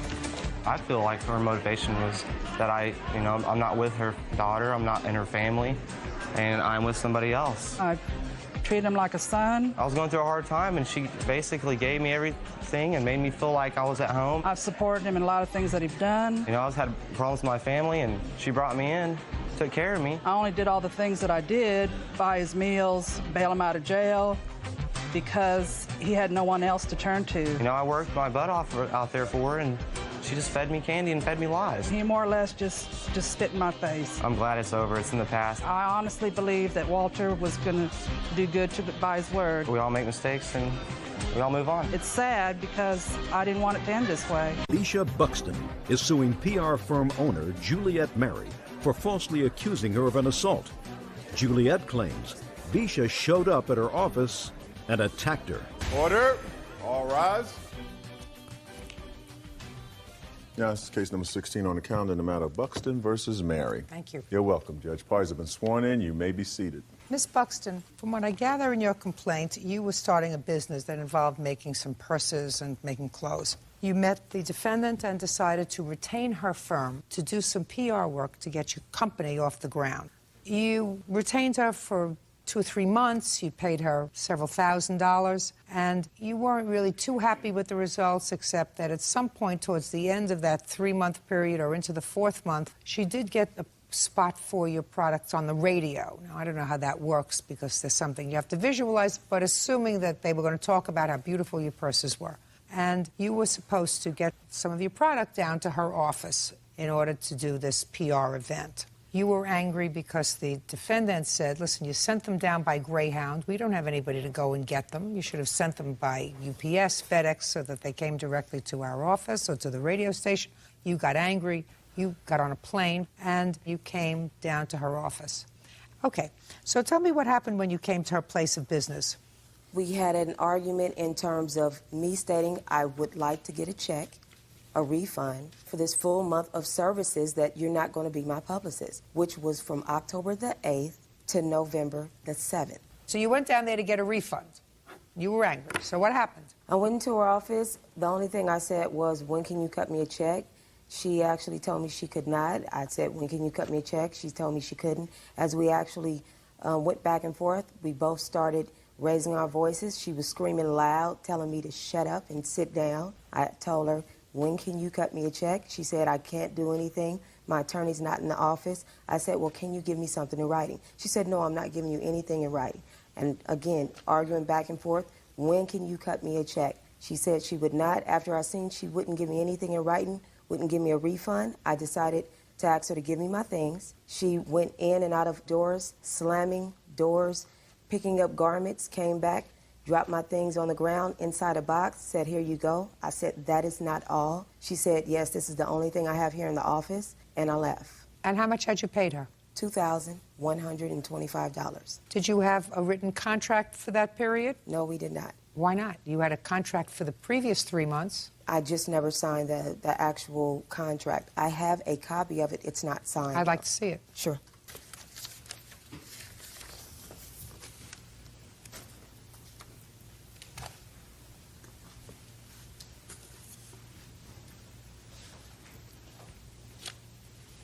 Effective October 6th and ending 3 months thereafter. Our actual contract runs from October the 8th, though. Not according to this. This contract should be for an initial period of 3 months, effective October 6th, so that actually you made a payment to her of $21.25, and that was the 10th of October is when this happened. So the unsigned contract had already been in effect for 3 days. Do you understand? Yes. Okay. So 3 days into the new contract. Go ahead. Just from that day? Just that day. Okay, so the way that it started was my staff member called me in the morning and said that The client wanted us to go down to Greyhound, which I expressed that's not something we do. We're a professional PR firm. We rep some very large clients, and I'm not a courier service. I don't run down there. It doesn't say that I do in my contract, and I wouldn't do that. That's an out-of-pocket expense that would normally be pre-approved from a client. So I said she needs to make those arrangements to get those bags into our office. She had more than a week to make that arrangement. Previous emails stated she was FedExing and shipping them to us. They needed to be there on the 10th. My staff member expressed this to the client, who apparently became angry with her. I came into the office, called her on the telephone. She became irate on the telephone. She was yelling and swearing to the point where I had everybody in my office standing behind me saying, you know, are you Don't okay? tell me what everybody was saying. And I said, I'm sorry, you're going to force me to hang up. I'm going to have to hang up the phone now. You're not letting me finish. I'm going to hang up the phone. Hung up the phone. 2:30 in the afternoon, or 3:30 in the afternoon, I actually wrote her an email saying, wow, you know, that was sort of a silly conversation. I'm hoping we can get past this. Let's not miss this opportunity. Let's roll on. So at 5:30 in the afternoon, I was on the telephone with a colleague, and this person bursts into my lobby of my office, comes bursting right into my office, and she's yelling, and she's screaming, she's swearing, and she's in my personal space. And I'm a little alarmed, and I said to my colleague who was in the back room, I said, I think you need to call 911. She's screaming, she's yelling, she's following me around the office, really close to my personal space. It's getting more and more elevated. She asked for her belongings. I had to look for them because they were sent into different publicist office. Pulled all the belongings together. I said, look, you need to take your stuff and get out. She turned her baseball cap around backwards and started posturing, and I thought, oh my God, this lady's really going to hit me. I have never been in a fight. I was very nervous. I yelled for my colleague to call 911 again because it was seeming to take forever. I don't know how long the actual minute was, but it seemed to be forever. I actually picked up the phone and called 911 again with her standing right there because I was starting to feel maybe she didn't think there was somebody in the office or wasn't calling, so I called myself. They said they were on their way. I called my fiancé. I said, I need you to get over here. I'm just terrified right now. I told her, I said, look, you need to sit in the lobby and wait for the police. I'm going to go in my office. I turned to go into my office, and as I shut the door, she kicked and pushed the door, causing me to fall down over some boxes behind. I jammed my wrist and was very startled. And I think at that point she probably realized she'd maybe gone too far, and she just walked out of the office. And we ran and locked the door and waited for the police. And I was shaking, I was terrified, and for weeks afterwards, we kept the door locked. I have mostly females in my office. I kept the door locked. I was afraid of checking. It's not funny. It's not funny. It's funny because she's not telling the truth. Well, let me tell you something. You were angry enough to get on a plane. All the while that you were on the plane, which was how long? 1 hour. 1 hour, you were steaming. And I would say that you probably behaved very inappropriately when you got there. That would be an understatement. Okay. And she had every right to pick up the phone and call the police and say, someone is in my office. She's creating havoc in my office. She's screaming and yelling. I don't want to hear anymore. Told her to get her stuff and get out. She had every right to call the police. I would have called the police. Okay. If you misbehaved. You'd misbehaved. You got to learn you can't misbehave. You're in business. Right. So let's not talk about this false report because you misbehaved. And you went to her office and you frightened her and you frightened her employees, and you didn't handle this in a professional manner. You handled it like a spoiled brat who didn't get what she wanted. Judge Judy continues in a moment. I'm going to see what you're talking about. Yeah, she's I want to talking hear about mileage. That is average. Just a second. Sorry. I want to see what she's talking about. I can read. And later today, What do you want to be when you grow up? Police officer. We don't like amoral bums to be on the police force, sir. real cases, real people. Judge Judy. Bisha Buxton claims PR firm owner Juliet Mary falsely accused her of an assault. Juliet claims Bisha barged into her office out of control.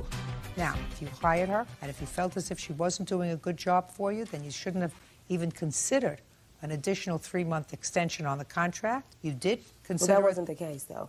She actually was supposed to pick up this package. It's right here in her contract. I have it highlighted. Listen to me. You must have been satisfied with her services for I those actually 3 wasn't. months. That's why she dropped her rate for me.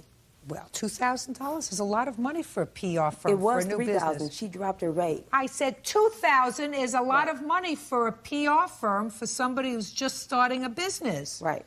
That's a lot of money. You paid it, and you paid her $3,000 a month for the 3 months immediately preceding that. Correct. So it's clear to me that you look like somebody who is sharp enough not to have extended this contract for an additional month, even at a reduced rate, if you weren't satisfied with her first 3 months' worth of representation. Well, the only reason I did is because she brought about 3 opportunities as our actual contract was ending. Now all of a sudden, Well, just a second. How long do you think it takes? You think you walk into a PR firm and you give them $3,000 and all of a sudden your product takes off and you're number one, you know, in Fashion Weekly? No. It doesn't happen like that. No. There's a slow build-up. So after 3 months, if she gets you 3 opportunities, that sounds to me like it may be worth your while. But I don't know about that. All I know is you thought enough of her service to extend your contract for another 3 months, and you did so by sending her a check for the first month, and the opportunity that she had for you was in that 4th month with the radio The opportunity station. was in the 3rd month. It was in the month where I was about to end. When was the radio spot? What date? In September. I have the email for it. September, along with other spots. It was October 10th. It was in September. No, that's impossible. Then why would we need Just to a I have second. the email. It's impossible. Listen to me. Miss Buxton, when did you send the pocketbooks down? When did you ship them? October 10th. She told me about So the listen. opportunity. You shipped them October 10th. Okay. You're telling me you shipped them October 10th for a radio spot that was supposed to take place in September? She gave me the opportunity in September. She sent me the opportunity. That's not what I said. What did you say? I said the opportunity was in the 4th month of the contract, not when you were notified of the opportunity. I said the opportunity was in the 4th month of the contract. Okay. Anything else you want to tell me? Yes. I do want to let you know that right here in her contract, Juliet was supposed to pay for the carrier service. She actually breached her contract by not paying for that. And that was why I resulted in ending her services on that Monday. I'm going to see what you're talking about. Okay. Yeah, she's I went ahead talking and about mileage. I That went- is average. Just a second. Sorry. I want to see what she's talking about. I can read. I went ahead and highlighted it for you. I can read. Long distance includes carrier charges, MME. Yeah, that's long distance. Carrier Long distance carrier. Long Long distance includes carrier charges, Correct. the long distance carrier. Correct. Whether you should have picked this up or not, I mean, I don't know why you would send something by Greyhound anyway. It needed I mean, to- that's, you know what, it needed to- Shh, just a second. I don't know why you would send something if you were being responsible and if you knew you had this thing on the 10th. Why didn't you send it on the 9th or the 8th overnight by FedEx so that they would be there? FedEx, UPS. I did overnight it. What? I did overnight it. I sent it that Sunday. But you didn't send it to a place where it was going to be received. I got it there the earliest as possible that Monday No. morning. You sent it to another location. That's what the local gas is for. It's in the 125. I'm asking you why you didn't, like most people. Because the purses weren't ready. The sewing company was doing additional. Oh, for, so you, just a second. So you weren't ready. The 4th month of the contract had already been started. She is not obligated to give you back any money. She had, in fact, booked something for you to do on the 10th. I think that you behaved very badly on the 10th when you came to her office. I think she had an absolute right to call the police because you frightened her. For some reason, you find your appearance here today amusing. I don't think that you behaved in an amusing fashion. You didn't It's behave, not. It's her story that you she's didn't telling. behave professionally. No, it's common sense. It's common sense that you were stewing, that you were fuming when you got on that plane and came down to her office for an hour. You were stewing that hour on the plane. You didn't walk into her office in a professional manner. You walked into her office loaded for bear. And because she didn't cut you a check at that point, there was a lot of yelling, a lot of bad language, a lot of slamming doors. It was not a pretty picture. And it was something that should have been handled far more professionally by you, not by her. If you're going to be in business, you have to handle things professionally. She actually was screaming and yelling and cussing. She didn't come to your house. She didn't come. Listen to me. She hung up in my face, though. She didn't hang up in your face, madam. She hung up on you because you were screaming. She was screaming as well, though. Miss Buxton. Okay. You want to have a business and you want to be a successful business person, you got to learn to control your temper. Sometimes things go smoothly and sometimes they don't. Okay. I am certain that you were not happy with the ladies or the gentlemen who were sewing your pocketbooks that didn't have them ready on time.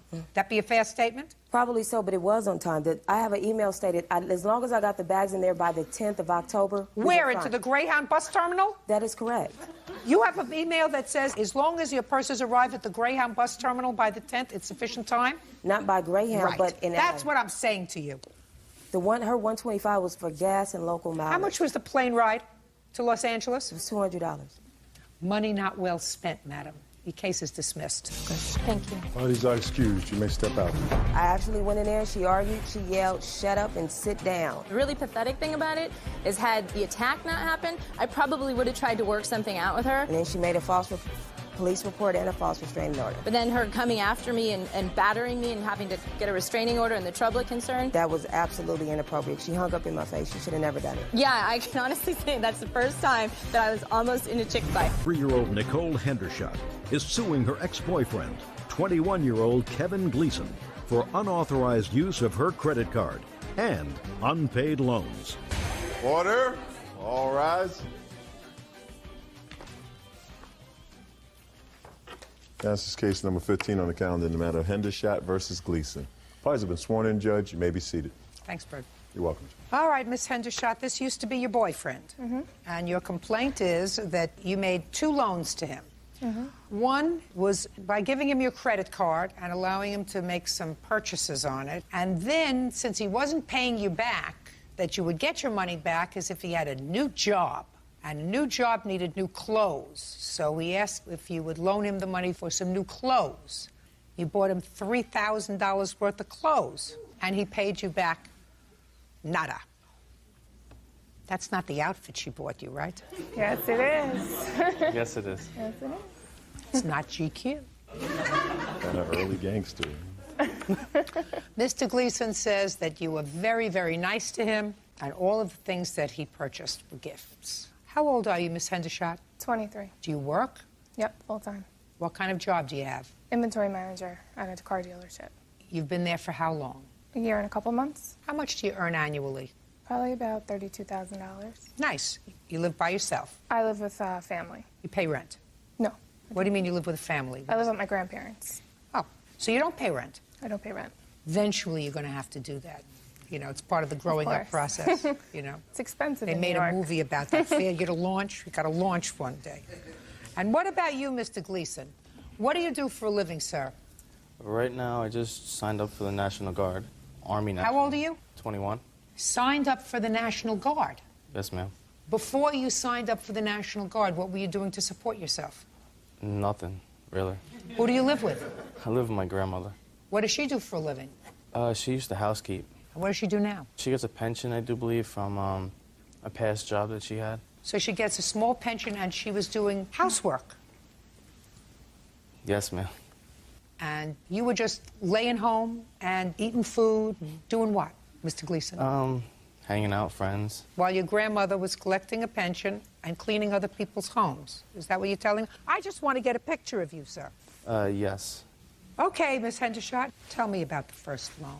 When I first met him, he told me that... When did you first meet him? Mid-September. Where? Through a friend. You mean somebody introduced you to him as a blind date? Yeah. Take that friend and cross them off the list. That person is not a friend to you. That person is his friend. So we met mid-September, started dating. He told me his ex... When you went out with him, where would you go? Movies. Who something paid? to eat. Me or him. Where'd you get money from? I get a check in the mail from my parents. For what? They're both deceased, so I get a Social Security check from them, each of them. Until you're how old? I think it's on 25, I do believe. How much do you get? Around like $675. It like fluctuates. A month? Yes. Even if you're over 21 years old? Yes, ma'am. And laying around your grandmother's house? Yes. This is some America. Okay, so sometimes you paid, sometimes he paid. You started dating and... Keep going. Told me he had just quit his job. What job did you have? I worked at a Volkswagen dealer. Doing what? Off the books mechanic work, like filling up tires, making sure the cars were expected and all that. And how much did they pay you off the books for that? About like $20 a day. $20 a day? Clearly on his way up the corporate ladder. Quit his job, putting air in tires for $20 a day, and... Go ahead. He said he was in the military, so he was getting a check from that, but it was going into a bank account that he couldn't touch. He was in the military? That's what he told me. Go ahead. So he asked me if he can use my credit card for his cell phone bill. I said, okay. Well, what was wrong with his credit card? Well, he had bad credit because his ex-girlfriend had run up his credit cards while he was in Iraq, and now he has When bad were you credit. in Iraq, sir? Got me. What? Got me. Okay, so you gave him your credit card to pay a cell phone bill, and what was he supposed to do? Pay you back? Yeah, he was supposed to pay me back. I also authorized him to buy a TV for his car. A TV for his car? Granted that he would pay me right away. Don't you feel like an idiot? But I guarantee you this, Mr. Gleason, if you don't feel like an idiot now, by the time you leave here, I'm hoping for better results. Yes, ma'am. It's not George Clooney, you know. I've learned my lesson. Why did you need a TV for your car?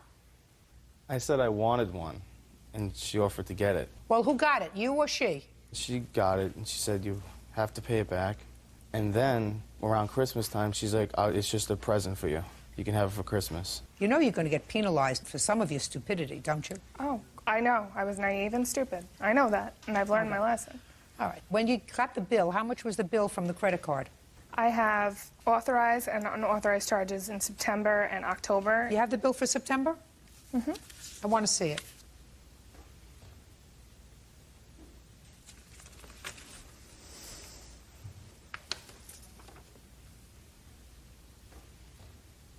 Okay. Now let me see October statement.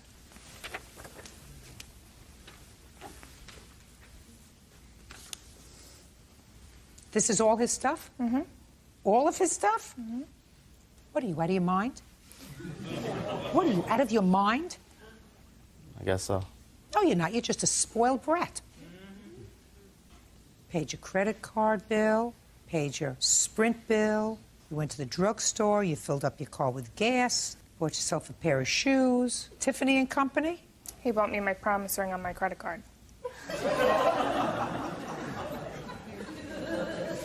Who bought jeans? She wanted me to get jeans to go away to Florida to meet her parents. You actually took him to meet your parents? Yeah. What'd they say? We'll see. Is that what they said to you? We'll see? They said you're smart. I know you make the right decisions, and, you know, it's your relationship. You have to live it. Now let's get to the close, Miss Hendershot. So after he didn't pay you back this and you saw that he was abusing your trust in October, you went out and you did something really stupid. Mm-hmm. You continued to see him. You continued to be involved with him. And in January of 2006, you do what? I bought him suits for his new job. He was a salesman, so he needed suits. So I offered to buy him. He agreed. We went to the store, and we bought them together. And he lost the job a couple weeks later, started another job, lost that. I never saw a paycheck from the first job. He had an agreement that the paychecks would go to me for the suits. I never agreed to taking the suits. I never even wanted the suits. She just wanted me to be some white-collar business guy. I mean, we would go to stores and she'd offer to buy them, and I was like, I don't want them. And she'll sit there and pick a fight with me, so I'll just let her do whatever she wanted. What about this stuff, sir? These are your purchases. You had the card at that time. The shoes are not my purchases, and only one guess is mine. Take this over, please, Bird, to Mr. Gleason. Have him look at that and tell me what he acknowledges. You see, Mr. Gleason, listen to me very carefully, sir. It's clear to me that there was only one card, and that one card, I believe, was in your possession. Now, understanding that, you may go through that bill and tell me what's not yours, but be prepared to be grilled, Mr. Gleason. Grilled, sautéed, and poached. Judge Judy continues in a moment. You're a user. You're using the federal government to support yourself. You're taking advantage of your grandmother, and you took advantage of this young lady. You are, Mr. Gleason, at this point in your life, a bum. And later today. Am I scaring you? Am I scaring you? No. That's too bad. I must try harder. Nicole Hendershot claims ex-boyfriend Kevin Gleason racked up over $6,000 on her credit card. All right. The things that you circled are yours or not yours? Not mine. The thing that I checked is the one that she wanted me to go down to Florida with, the jeans. And She can't wear your jeans, sir. What your statement is that these are all gifts. Is that right? Yes, ma'am. Wrong. Did you tell him that the TV for his car was a gift Christmas time? No. I said I'm going to pay it off since you don't have the money right now, but when you get a job, I'd like the money, because I didn't want it on my credit card balance. Well, you can't have it on your credit card, otherwise you'll have credit like he did when he went to Iraq and his girlfriend racked up all those charges. She didn't make that up, did she? That you told her you had a girlfriend and that... My ex did rack up my credit card. When you were in Iraq? Huh? No. So you lied about that? Yes. When you lied to her about that, did you lie to her convincingly? Kind of, because she wanted an image. No, don't tell me what she wanted. I want you to tell me, like you told her, just like you told her. I was in Iraq, and my girlfriend maxed out my credit cards, and so I have lousy credit. I want you to tell me exactly how you told that to her. I said, when I was... Look at me. Like, because you looked at her in the eye, right? Kind of. Tell me what you said to her, just like I'm looking at you. I said to her, my ex-girlfriend racked up my credit card while I was away in Iraq. Did you tell her how you paid off the credit cards? I still have them going on dispute. Why do you have them going on dispute? Because she took my credit card without my permission. I gave it to her one time to use to help her pay off her credit card. Yes. And then she took my credit card without me, like, physically handing it to her. Right. And then I started getting bills in the mail. How'd you feel about that? I mean, it hurt, but... How badly did it hurt? 50%, I guess. 50%. If you had 100% of a brain, it probably would have hurt you 100%. Since you only have 50% of a brain, it only hurt you 50%. Now, when you got the first bill, did you confront your girlfriend? At the time, I tried to confront her, but she kept hanging up. Did you sue her? No. Did you call the police? I filed a report on it. You did? So you were really angry? Yes, ma'am. Because somebody took advantage of you? Yes, ma'am. Somebody took your credit card, somebody who you trusted, your girlfriend, and racked up a whole bunch of bills and ruined your young credit, right? Yes, ma'am. So what'd you feel? You had the right to do it to somebody else? No. Figure if a girl can do it to a guy can do it to a girl. Yes. Mr. Gleason, if I were your grandmother, your bag would be packed on the front porch by the time I got home. It's time you grew up, because you're a user. You're using the federal government to support yourself when there's no reason for it. You look like an able-bodied, strong, well-nourished 21-year-old. You're taking advantage of your grandmother, who's living on a small pension and cleaning other people's houses to take care of you. And you took advantage of this young lady who cared for you, wanted only the best for you. You are, Mr. Gleason, at this point in your life, a bum. The sooner you start correcting it, the sooner you're going to be not a bum. Do you understand? Yes, ma'am. Judge for the plaintiff in the amount of $5,000. That's all. Parties are excused. You may step out. He used me to make himself happy. I was hurt pretty badly about what my ex did to me, so I thought maybe if I did to somebody else, they'll learn or I'll learn. I guess I learned. I think he got what he deserved, and hopefully I'll make the right decisions next time. Mary Totsekian is suing her former landlord, Kazi Ahmed, for a security deposit, invasion of privacy, and harassment. Court come to order. All rise.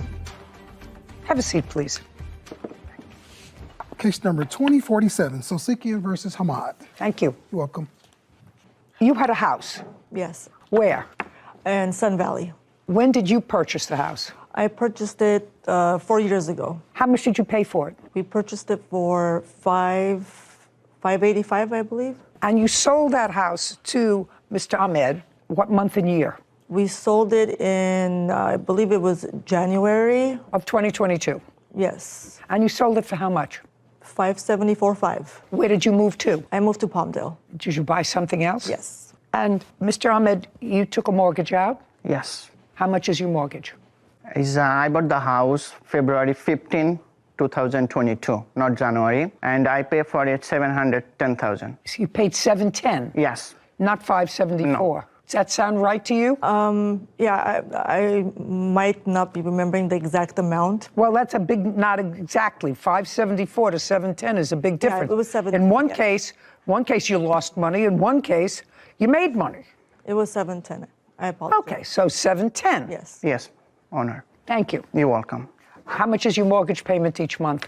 $5,100. Okay, and when you sold Mr. Ahmed the house, you didn't have a place to go, according to your complaint, and you asked for a rent back. I was in escrow. But you didn't have a place to go. Whether you were in escrow or in an igloo in Eskimo, it doesn't mean anything. You didn't have a place to go. Correct. So you asked them if you could stay in the house and rent it from them. How many people are there in your family? My family, it's 3 kids. So who was living in the house? You, 3 It was me, children? my husband, and I have my 2 sons that are with me. My daughter doesn't live with me. So you asked if you could rent the house back for a few months. He was nice. He said yes. How much rent did he ask for? He asked for $4,000.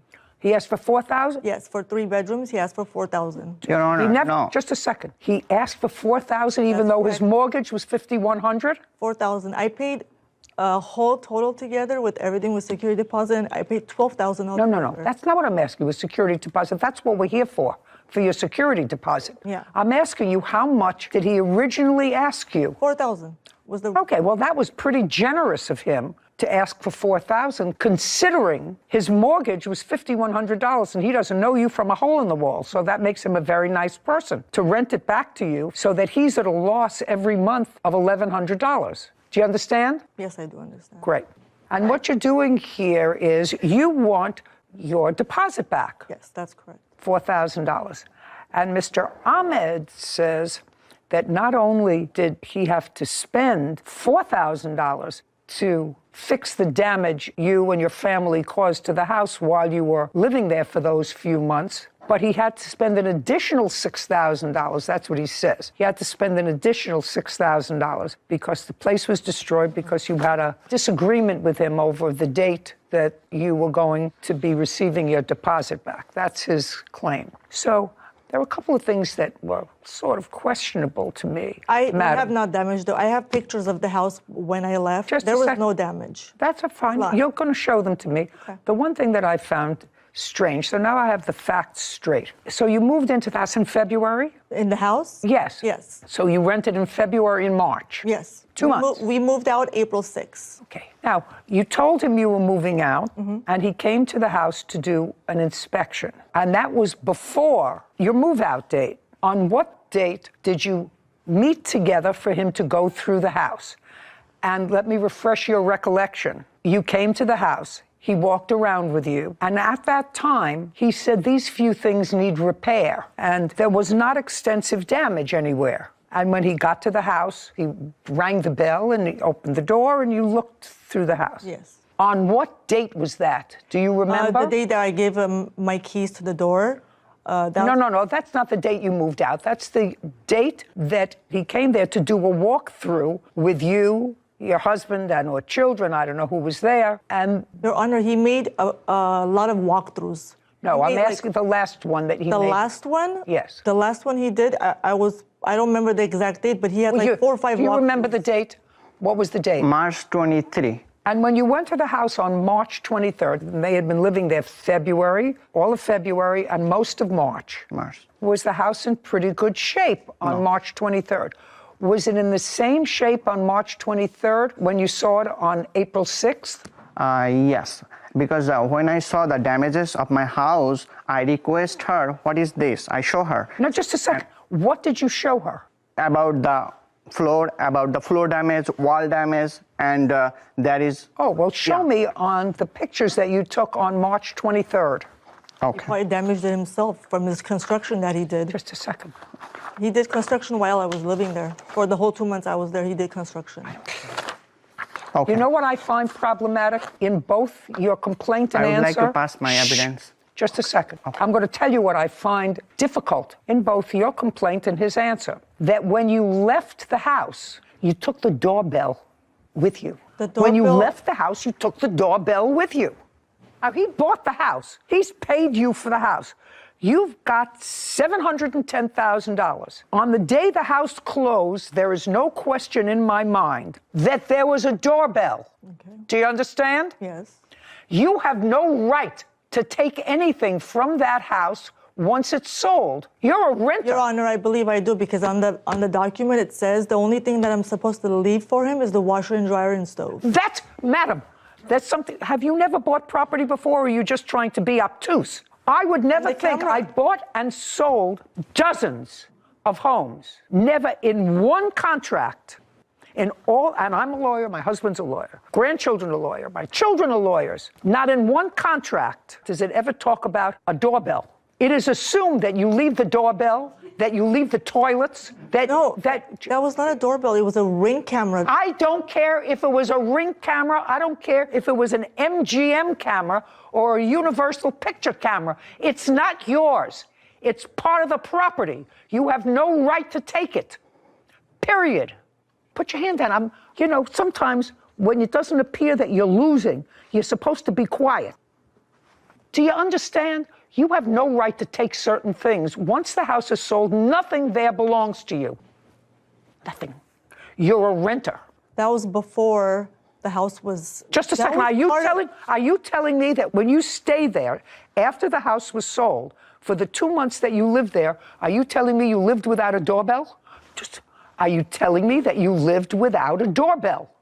No, you lived with a doorbell. It's a ring. Your Honor, it's a Ring camera. I don't care what it is. It was not the doorbell. It's not the doorbell. It's a Ring camera. You can take it off and take it to your next property. That's something that I bought. You bought a lot of things in that house, I'm sure. Did you buy wallpaper? Did you buy flooring? Did you buy carpeting? You can't take it. It doesn't belong to you. It travels with the property. When you say it's a Ring camera, when you ring the doorbell, does that activate the Ring camera? Yes, it does. And when you took out the whole Ring camera, did you put in a doorbell? The doorbell was already there. I never touched the doorbell. That's why I took the camera, the Ring camera, because that belongs to me. I bought that. I didn't touch the doorbell. That's part of the house. That's part of the property. It's in the wall. Can I see a picture of what she took? My doorbell is not here. Here is the point. I did not touch the doorbell. Again, he did a lot of remodeling. He probably did all the damages himself. He's trying to blame it on me. No, that's You're not allowed to take it. Period. I have a lot of evidence. You're not allowed to take it now. So I'm starting with your case. You want your deposit back. Yes. This gets deducted from your deposit. Did you replace this? Not yet. Did you get an estimate for its replacement? Yes, I did. I'd like to see it. Okay. And not only doorbell, Your Honor. She took the curtain rods and also all the light bulbs. Just a second. Okay. Give me some time. I don't have time. Can I please explain what really happened and what I went through with this guy from day one? No. He let me Right rent? here. No. Because I want to prove my case because he's wrong and he's a crook. No. Madam, you rented the house. Yes. For $4,000 a month. Yes. A 3-bedroom house. I paid him amount. And you paid him the amount. And you stayed there. If there was something wrong with the house, or if you didn't like the fact that he was doing construction there, or he was coming in and out of the house, even though he was renting it to you for $1,100 less than his mortgage payment, okay? You could have moved. Your Honor, let me just tell you that he promised me from day... He kept texting me over and over, bringing renters to show my side of the place to live. While we were living there, he harassed me every day by text messages and phone calls. Can I show the house? Every single day. Who cares? I don't care. But that caused a lot of tension to my family. I don't care. Move.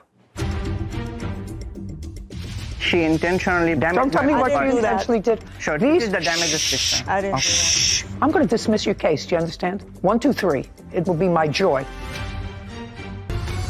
Mary Totsekian claims her former landlord, Kazi Ahmed, refused to return her security deposit and harassed her. Kazi is countersuing for vandalism. Now, if you didn't like to live in a place where you were being constantly harassed, you and your husband now have a $110,000 profit from selling your house. I gave him a $10,000 discount on that property. And he did you understand what I just said to you? Move. Say, listen, it's not working out. You're bringing too many people in and out of the house. It's not working for me. Wait just a second. We'd like to move out before. Did you ever say that to him? The answer is no. Because I had a lease with him. Did you ever? Just a second. Yes. Did you ever say that to him? I would like to give you your property back earlier. We don't need it for 2 months because I don't want to be harassed. We're going to move out into a hotel until our house is ready.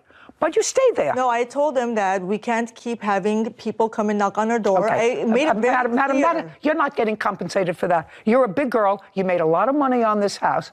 You asked for a deal for him to rent it back to you. He said, fine. He's going to tell me that he wanted to have his mortgage covered, and you were not prepared to do that, and you were not prepared to do that. Your Honor, let me just tell you, the living situation for that 2 months that I was there was hell with him. He caused me all kinds of anxiety. The last day when I was supposed to give him the keys so I can leave, he opened the door and started arguing with me in front of my 11-year-old kid. He made him cry. He caused a lot of trauma to our family. Your Honor, her son was not there. He's a monster. He doesn't care about anything else. And then he did remodeling. Now he's trying to get the money out of me to pay for it because he's broke. That's okay. First of all, this comes off the deposit, and then I want to see the estimate. All I want is my $4,000 security deposit. Well, I'm not sure you're going to get it. His rent on time, just like a good renter. Okay. But all I wanted was my deposit back. That's it. On March 23rd of this year, when he came to do an initial walkthrough with you before you were leaving, did you discuss deposit? The answer is yes. I made Just a second. Yes. The answer is yes. Yes. And at that time, did he say to you, this needs fixed, this needs fixed? Did he say anything to you? Nothing.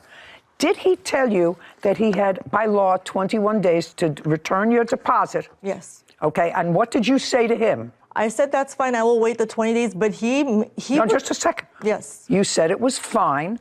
I'll wait the 20 days. Yeah, to get my deposit, yes. Okay. And then what happened? I have every text that we sent to each other. I'm not reading every text that you sent to each other. I'm asking you after March 23rd. Go to your March 23rd texts. I do have here. He basically said basically. I said go to your March 23rd and thereafter I highlight, text. Your Honor, for you. After March 23rd. Yes. Go to your, do you have text messages? That's Yes, what you it's all said. You're here. looking at me. Okay. I have a March 23 here. He led me on in the text messages saying that you help me pay my mortgage, I will help and give you a security I'm deposit asking back. you to show me It's the right text messages after March 23rd. This is the March 23rd. And thereafter, you pay deposit back when there isn't any damage to the house. You don't use my deposit for anything else. You hold it for damages. Here is the notice. I would like you to meet with you and your husband. Please let me know when you are available. Please don't threaten me with my deposit. I wasn't. He was threatening me. I wasn't. Just a, please don't threaten me. You mean threaten me with my deposit. Can you show me where on the contract it says the washer and dryer stays? That I found, it stays, and we did leave it there. She tried to take with her that too. Again, Your Honor, I'm just here for my deposit because I did my responsibilities and paid the rent. I was a good tenant. I kept the house beautifully clean and everything. I deserve my deposit back. That's why I'm here. I don't want to deal with him. I don't want to see him ever again. I just want my deposit. I know what you want. That's it. That's why we're in court. If he felt as if you deserved your deposit, he would have And if given you. I left the house perfect, he needs to give it to me because I didn't do no damages to that property. Okay. He's lying. If Can you he's saying I show me damaged where it. the contract says the washer and dryer stays because I don't see it? I made it very clear to everyone that I paid for it, that it's going with me. That was before I looked at the document. Just a second. Yes. So that's before you looked at the document. Yes. When did you look at the document? I looked at it. It was at home when I noticed it. Did you respond to him after the 23rd and say to him, I realize that the washer and dryer No, stays? because he's been threatening me constantly. Why am I going to respond to him? He's been a monster. Can you please show me photographs of what the house looked like? He's been a complete monster, show me Your what, Honor. just a second. Show me what the house looked like on April 6th. This is the pictures I have. This is what it looks like. Perfect Just little house. Don't speak. Just show me. I'm just trying to say that I'm not here for anything empty. I'm here for my deposit. No, that's not what you're here for, just your deposit, madam. That's not what you filed a claim for. An invasion of privacy and pain and suffering. There's a whole bunch of things that you're suing for. Okay. I see these pictures. The house is in just a second. great shape. Just a second. And is this your little dog? Yes, it is. The house is in great shape. He has no complaints. He's going to show me pictures. I'm going to look at them. I deserve my deposit back. That's all I know. He wasted my time. He lied to me. Can I see your photographs of what the house looks like? Your Honor, this is the picture when I bought the property with good condition. Okay. And this is the picture for she intentionally damaged. Don't tell me what you intentionally did. Sure, this is the damages picture. I didn't do that. I'm going to dismiss your case. Do you understand? 1, 2, 3. It will be my joy. Anybody who takes out a doorbell ring or whatever it is and leaves holes and mollies in the wall, which is exactly what you did, just like the washer and dryer. Okay. Your Honor, this is the previous. Don't speak. Okay. Now I'd like to see the photographs that you took April 6th or thereafter. When did you take those photographs? On what day? I start March 23rd to April 6th. I'd like to see the photographs. Thank you, Your Honor.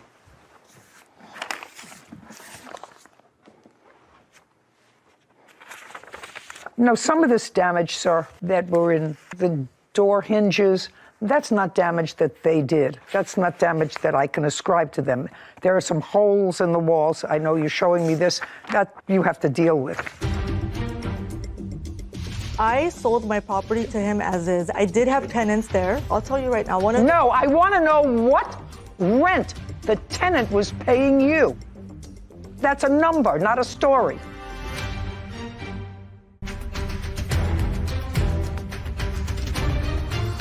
Mary Totzikian accuses her former landlord, Kazi Ahmed, of keeping her security deposit and harassing her. Kazi claims Mary vandalized his house before she left. Okay, I don't know what this is that you're showing me in this picture. Because there is a water leak from there. So the water goes in the cabinet inside. Okay. Okay. I assume that you have some sort of insurance because they didn't do this damage. Okay. They didn't do this damage when they were there. I would like, sir, to see some of the pictures before and after. This is moldy and it's dirty. So they didn't clean the bathtub. Where are you living now, sir? With my mom. And who's living in the house? I rented out. What's the name of the people that you rented the house to? It's Walter. When did you rent it? On what date? I don't remember exact date. Well, you remember. You remember everything else. You remember Okay, April 6th. okay, You remember March 23rd. Now remember what day they came. Okay. June. So actually the house was, just a second, so actually the house was unrented for about a month and a half. Right. Because I... Shh, not a because. Now, how much did you rent the house for to Walter? $4,000. Could you explain to me why you're renting it to somebody for less than what you pay in your mortgage? Sure. So here is the American dream, because I came here 2013 and I start live with my mom. So me and my wife working so hard to buy the house. We save every penny day by day, and we saw a lot of house last couple years. I'm not listening. Don't tell me your life story. I want to know why you're renting the house for less than your mortgage payment. Because no, the people is very nice, and they said they're going to increase the rent January. They give me $5,000. That's why. Do you have a lease with them? I do. You have a lease with them, and Yes. does the lease indicate that the rent is being raised in January? Yes. What?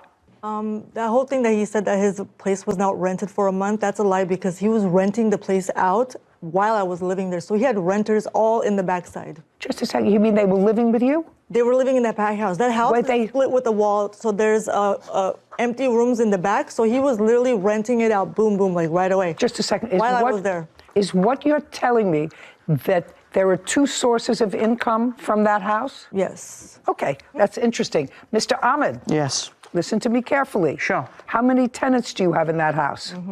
3. Shh. Oh. Look at me. Sure. How many tenants? You have Walter, Yes. and he pays you $4,000. Yes. You have another tenant. Yes. Okay, and the other tenant is in the back. Yes. And what does the other tenant pay you? Okay, the one... No, that's a figure. Oh, what does okay. the other tenant pay you? Don't look up there. You know exactly how much? $3,000. $3,000. So you cover your mortgage, and you make a little money. Yeah. Now, while she was living there, pay attention. Yes. While she was living there, were you renting the back? Yes. Yes.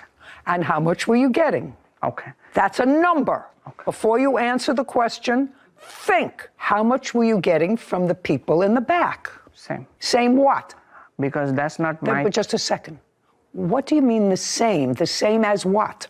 The people used to live there long time with her. That's her tenant, not mine. She just transferred to me. I see. So you had a tenant living in the back. Yes. You had a tenant living Yes, in the Your back. Honor. And what was the rent that you were charging your tenant? I sold my property to him as is. I did have tenants there. Yes, I did. And one of the tenants, I'll tell you right now. No, I want to know what rent the tenant was paying you. That's what I'm saying. Just give me that's a number, not a story. 1,000, and I would say 2,000 altogether. Sounds to me as if everybody did very well. You have to pay for the doorbell. Now I want a receipt for the doorbell. The rest of the pictures are nonsense. And you had no loss of income. Just a second. Yes, I want the estimate for the doorbell. That's what I want. That's going to be deducted from the... Put your hand down. Otherwise, you're gone. Do you understand? Doorbell. $84. Estimate. $84. Yes, something like that.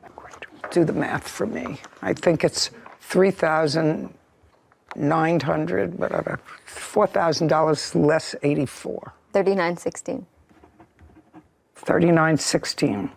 Sir, I've looked at your photographs, and I don't see any damage that you can ascribe to the plaintiff that I think mitigates in your favor, other than the doorbell, which I actually find outrageous. Right, Your Honor. And and you had no loss of income. So clearly what you did was purchase this house, and you make an income from this house every month. After I pay my mortgage, and there is a service like expenses, and also there is a like utilities bill is so expensive now. I don't care. 3916, judgment for the plaintiff. Your counterclaims dismissed. We are finished with this case. Right. Goodbye. This court is adjourned.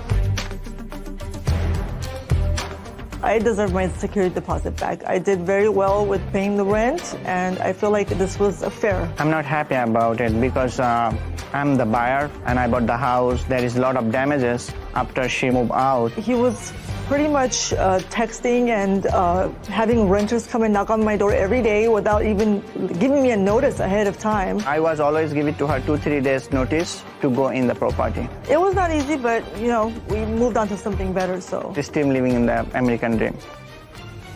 You know, this case is sort of an example of you read a complaint and you read an answer, and you sort of have a predetermination of what the case might look like and how that shifts. Because when I originally saw these people, I said, you know, she took the doorbell and the ring thing with her. Why? And it was with the washer and dryer. She said, I'm taking it. It was in the contract that it stayed. But then when I got to know both of these people, Sarah, they were both a little bit of hustlers. Nobody told me up front that there was a back apartment that they rented. And I said, why was this guy being such a good guy? Yeah. And he didn't say, well, actually, I'm not that great of a guy. I rent the backside and cover my expenses. I rent the back for $3,000 and it all covers his expenses. They actually, both of them, deserved each other a little bit. He didn't deserve another $6,000 in addition to the $4,000 because I didn't see that much in damage. I mean, you looked at some of the pictures. I saw some of the photos, and it looked like holes, you know, from pictures in the wall. But not like what he was describing in his answer, like punched holes in the wall and ripped up flooring. We didn't see any of that. There was nothing. Anyway, she made a lot of money. He's doing just fine. Carlos Guillen is suing his former roommate, Nigel Pine, and her boyfriend, Gallo June, for property damage and stolen belongings. Court come to order. All rise. Have a seat, please. Hello, Judge. Case 2121, GN versus Pine Jaum. Thank you. You're welcome. Mr. Guillen, you rented a room in a house that you were renting or that you own? That I was renting. It's a 3-bedroom house, and you live there with whom? At the time, it was me and my sister, and then my cousin. How long have you been living in that house? I was living there previously with my sister for about 5 years, and then she then moved, and then it came over to me in 2020. So you've been living there for 7 years? About 5 years, yeah. When did you decide to rent a room? She came to me around early May, saying that she was going through a situation with her previous roommate. That would be you. Sorry, Nigel, yeah. Sorry about that. How did you know her? We worked together as servers. But then she came to me on the job saying that she heard that I had a room available and that she was going through it with some of her previous roommates before. She said she needed some place to stay, so I told her that she could stay with me until she got on her feet. Is that the conversation? No. Okay, so let me hear your version of the conversation. So someone did tell me he was renting a room. I did need a room for rent. As we all know, COVID did happen, so I wasn't in my place I had stayed previously. I was moving. And so I went to him and I said, hey, I heard you had a room for rent. He's like, yeah, girl. And I'm like, yeah. So I could pay, I can move in now, basically. Because I came to him May 31st, moved in June 1st, which was the next day. And he was like, yeah, girl, just pay $800 a month. Just give me $1,000 to move in. You're going to love it. You're going to love it. I'm like, all right, for sure. It's like, it'll be month to month, and that was it. It was never like till you get back on your feet. It was never like a helping hand. I paid to move in with him. He never said it was a helping hand. Well, he did just state that I was going to be staying there until I got back on my feet, which was never the case. I was staying there. But you needed a room. Yes. Okay. And the rent was $800 a month. Yes. And he asked you for $1,000 up front as security. Yes. And when did she move in? She moved in on May 30th, Your Honor.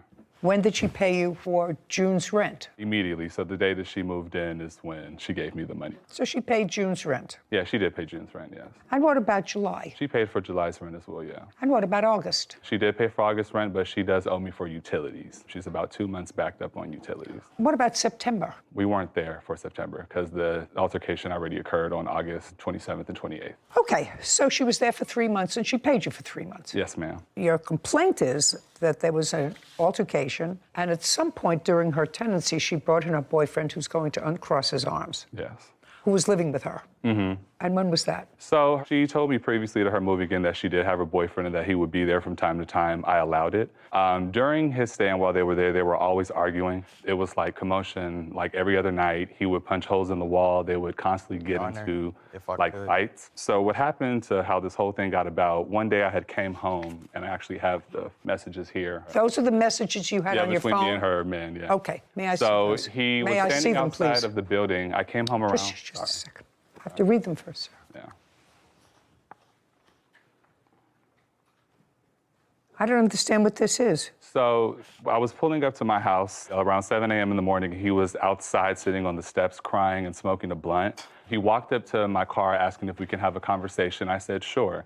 He gets in my car, we're talking. He tells me that him and Nigel just got into a fight. Nigel kicked him out again. He and his girlfriend got Yeah, into he and his girlfriend Nigel had gotten into a fight. This was on August 27th. Yes, August 22nd, yeah. So we had the conversation. He told me that Nigel... What were you doing look at me. What were you doing out at 7:30 in the morning? So me... No, just... Me and Nigel, like the night previously, we had went out together. We got in pretty late. We were out drinking. We did get into a situation, but it wasn't a situation... I just want to know what you were doing out 7:30 in the morning. That's my question. I was just leaving and walking to my car. Did you have a conversation with Mr. We had a Guillaume? brief 2 to 3 minute conversation. Okay, but you had a conversation with him. Now, you had an argument with your girlfriend the night before, you just said. What kind of an argument did you have with her? It was basically, we went out, we were trying to have a good time together.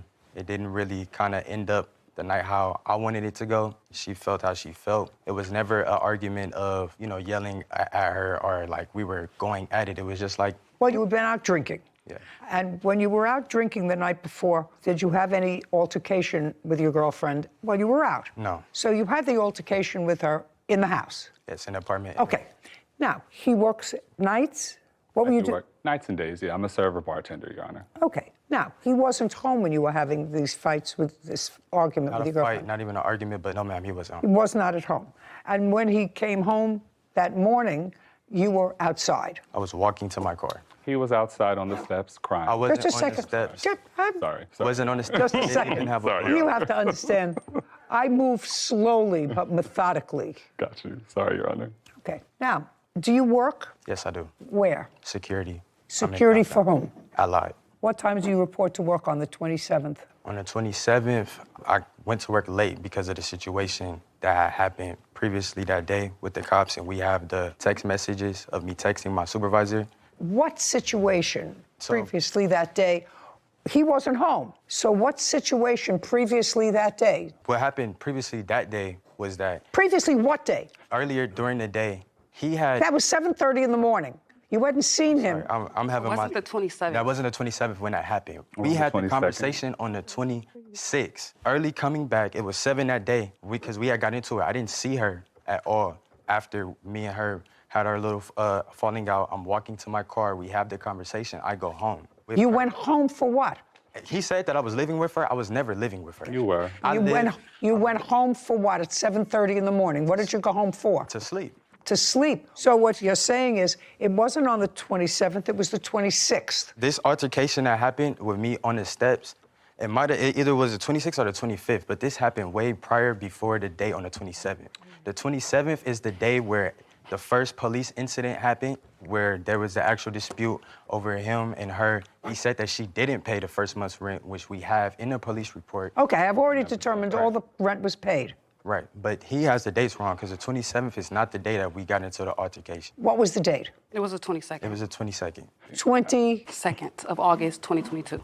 Yeah. And I'm off Mondays and Tuesdays, so I was off. I went home to sleep after I left the apartment. So on the 22nd, Your Honor. On the 22? Yeah, on the 22, which is a Monday morning at 7:30. I pulled into my garage. He was outside crying. So it wasn't on the 27th? No, it was on the 22nd, yeah. 22nd in the morning, yes, ma'am. It was 7:30 in the morning. He's sitting there crying. I come in. He asks, can he come in my car to talk to me? We talk. He tells me that him and Nigel got into another altercation. She hits him. He stops her from doing what she wants to do. He said that Nigel expressed that she's talking to other people and that she just wants him to leave her alone. He then asks me, do I know about her dealing with any men or anything? I tell him I've only seen her with one guy. It was some light-skinned dude who she went to the bowling alley with. But other than that, I didn't see anything. I told him, with me being 25 and him being 20, I said, you're a young man. You have your own car, you got a place, you're doing stuff. You should be living life. You shouldn't be, getting beat or dealing with all this stuff. Just be young and live your life, That's when he then... Okay. Yeah. Did you have that sort of a conversation with him? Not at all. Okay, tell me what... The conversation was 2 to 3 minutes. I never entered his car. I was walking out. No, tell me what you said to him. I told him that me and her got into it. You might not see me around here. I don't know what the situation is. And he did tell me, focus on yourself. Y'all will be good. Okay, so it's pretty much, so whatever. That was a discussion. You had a fight with her on the 22nd, and there was some registering some complaint. Sir, if you say you might not see me around here, we had an argument, it was registering some sort of a complaint. You didn't leave there happy on the 22nd. Yes. Is this right? You didn't leave there happy. I never was upset, like how he's trying to make it seem. We didn't have this conversation of me being beat on or me crying. You didn't leave, Mr. June, you didn't leave there happy that morning. Yes. Is that right? That's correct. You had an altercation with her the night before or earlier, and you stopped and had a brief conversation with him. I don't have to get into the nuances of it. You weren't happy. Okay, that's the 27th, and you say you told him you're a young guy. You don't have to... live your life, Live your life. And then he thanks me in those messages that I gave you right there. Okay. Would you tell me what you know with regard to the vandalism? Once I opened the door, I seen shattered glass all over the floor. His room was completely vandalized. There was a knife in the wall. Can you explain these photographs to me? I can't explain the photographs. I didn't do it.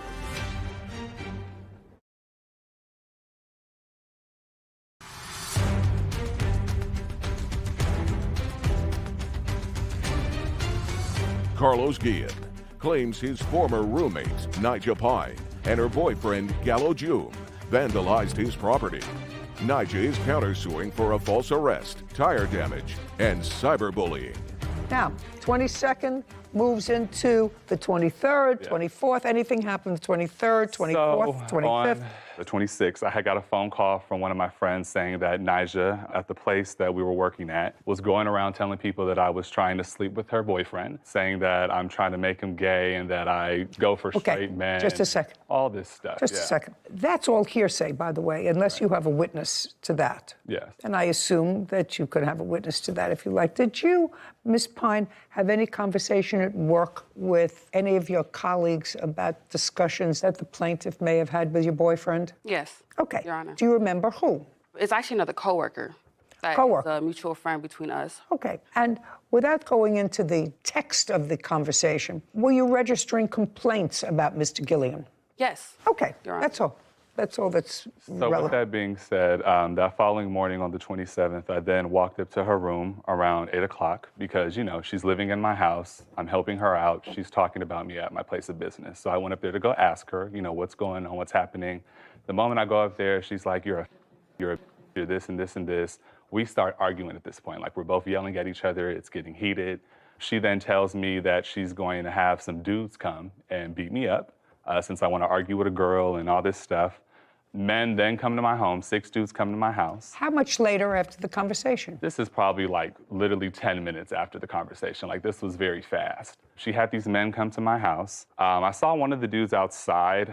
I was trying to, go outside and just be like, look, I'm not trying to do anything to her. We got into an argument. I'm hearing stuff. Gallo, out of nowhere, comes from a corner and tries to swing at me. Once he does that, I then go inside my house, I go into my room, and I look at my window, and it's 6 men outside my home.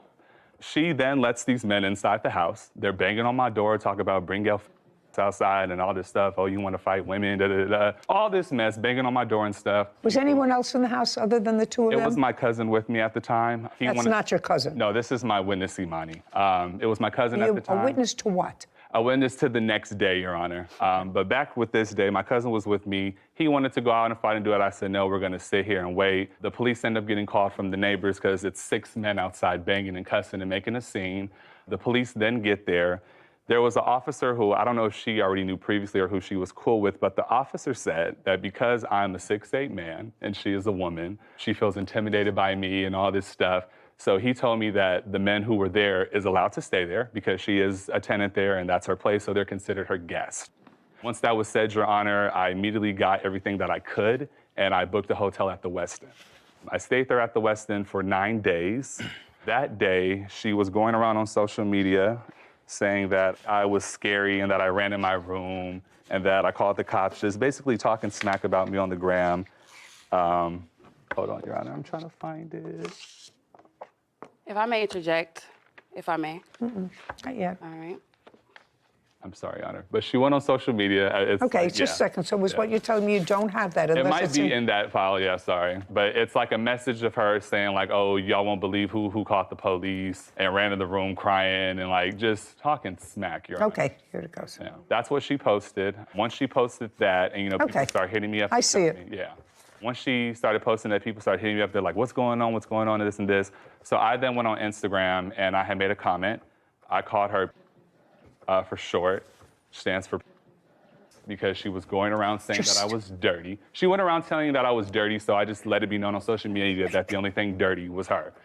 Since she was talking about me on the gram, I decided to, react. The truth of the matter is, although it's not pleasant, that's what people do on the internet. Yeah.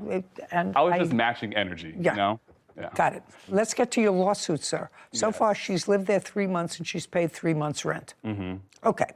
Your claim is that during the time that you were in the hotel, when you were out of the apartment, there was damage done to the property. Right. Do you have photographs of the damage that was done to the apartment while you were out of the hotel? Yes, ma'am. May I see it, please? Here you go.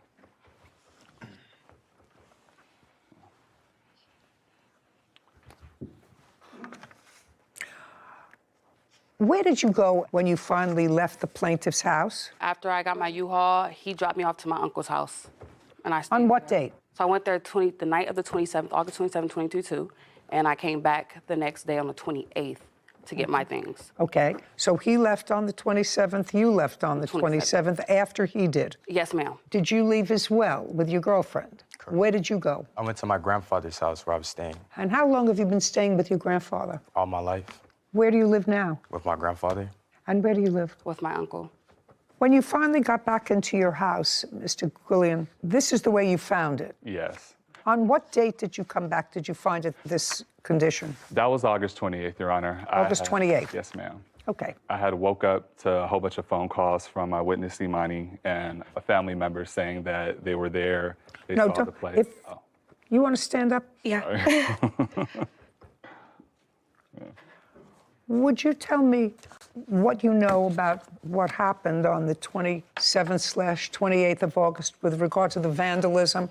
I wasn't there the 27th, but we had a conversation that led to me coming to the apartment. So I came to the townhouse, retrieved the key to get inside of the house. Once I opened the door, I seen shattered glass all over the floor. His room was completely vandalized. There was a knife in the wall, but this was all like downstairs. Once I realized— I'm going to show you these photographs, and I'm going to ask you if these photographs are a true and accurate representation of what you saw when you walked in on the 28th.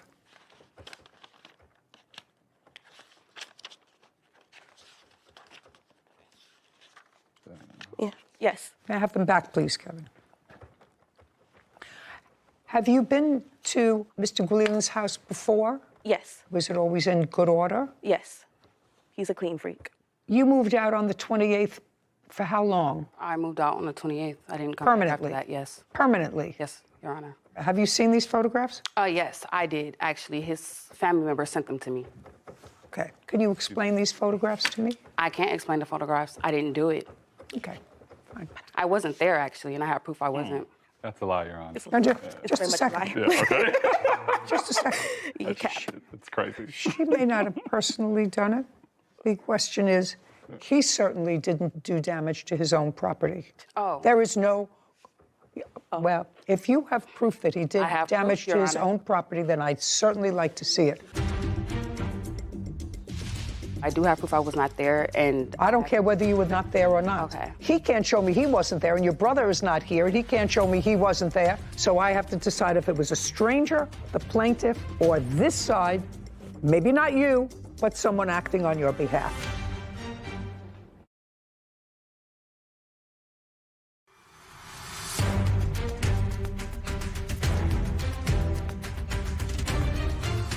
Carlos Guillen, is accusing his former roommate, Nigel Pine, and her boyfriend, Gallo June, of destroying his property.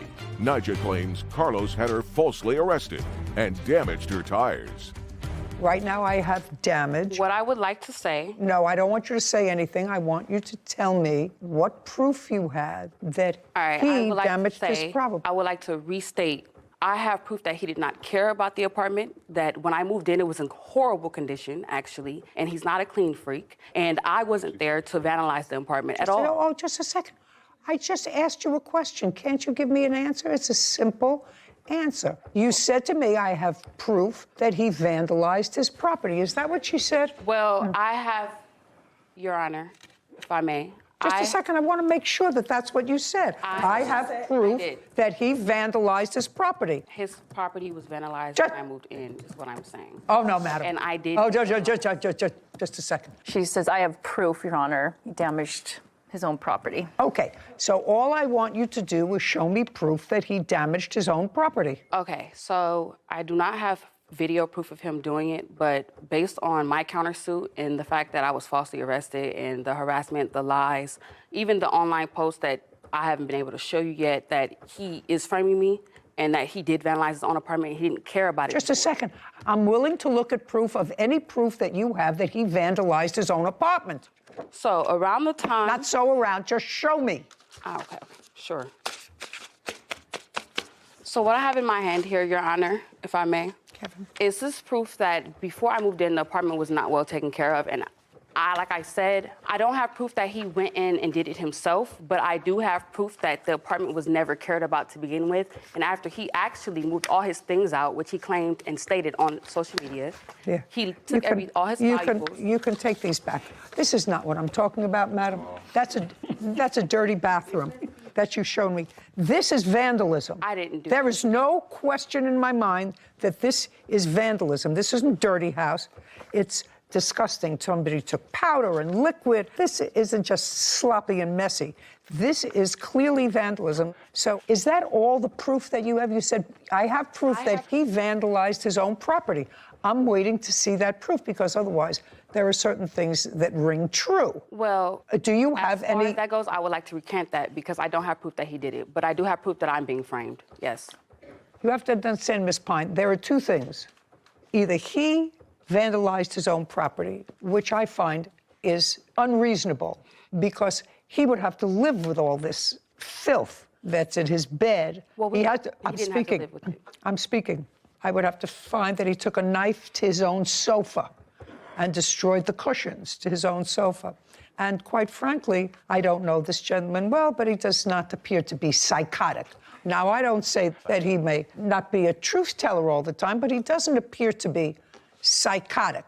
So no person who's not psychotic does this to themselves. So either some stranger in the night came in and vandalized his property, or you, your boyfriend, and or your brother, who, didn't you say that you called your brother to come? I called my father. Your father to come? Yes, and my father called my brother, and he came. Just a second. Yes. I knew I heard brother in here. Did your brother but I didn't come? call my brother. Okay.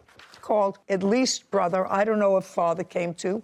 So I have to find if it was total stranger, the plaintiff, or you, boyfriend, father, brother, friend, whatever it was. So all I'm asking you to do is, do you have any other proof, other than the nonsense that you gave me, that he caused this serious vandalism of his own house? I do not have proof that he caused it, but I do have proof I was not there, and I don't care whether you were not there or not. Okay. Do you understand? I don't care whether you weren't there or not.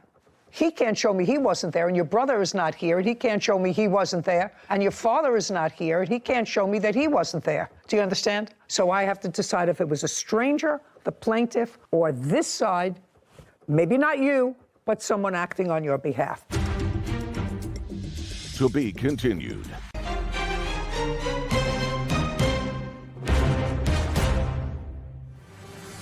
Albert Lee is suing pilot instructor Ed Meyer for damage resulting from Ed moving his plane.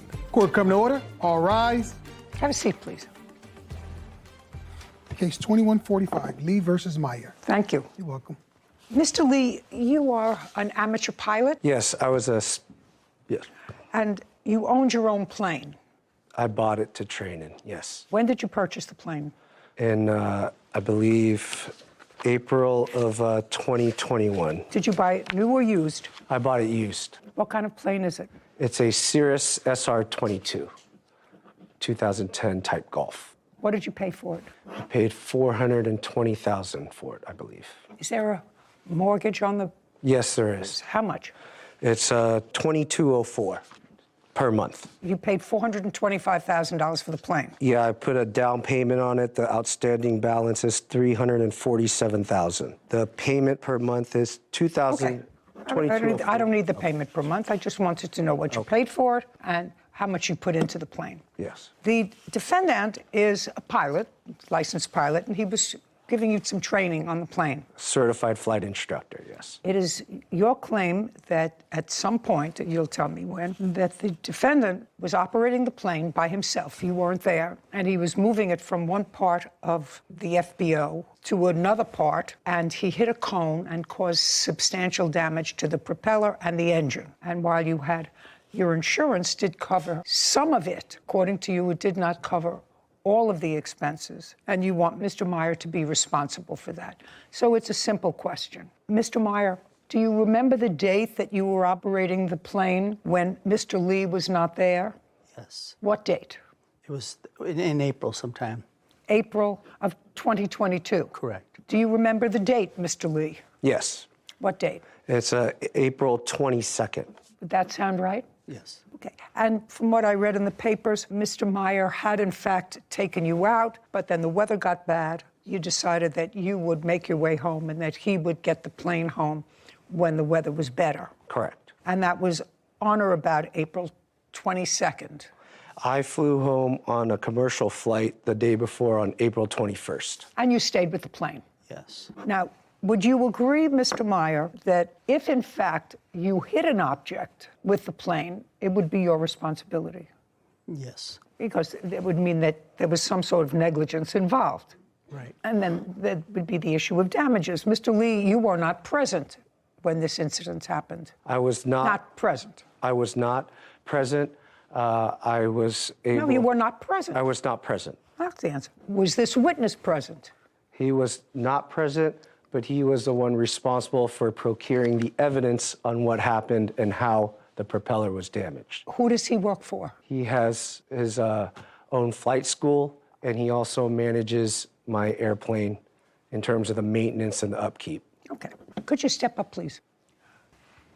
Tell me your last name. Last name is Williams. Mr. Williams, were you charged with gathering the evidence to determine what happened to the plane on the 22nd of April? Yes, I was. And you're paid a monthly fee by the plaintiff to manage his plane? That's correct. Did you retain the defendant as an instructor, or did Mr. Lee? That was both decided by Mr. Lee and Mr. Myers to fly for him. But you He's did an not...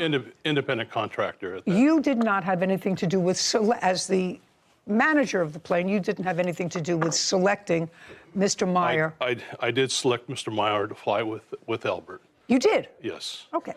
Because were you the one who introduced him to Mr. Meyer? That's correct. When, Mr. Lee, did you start to work with Mr. Meyer? It was probably a prior flight where we flew to San Francisco for a business meeting I had. After that, I believe it was... In what month?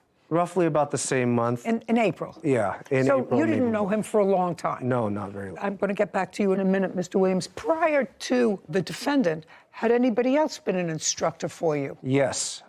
Clinton was my primary instructor, but I flew with some other instructors as well. But it wasn't until the month that this incident occurred that you had been connected with the defendant? Correct. Okay. Now, sir, how were you advised that the plane that you managed was in an accident? I received a phone call from Ed saying that there was a problem. From whom?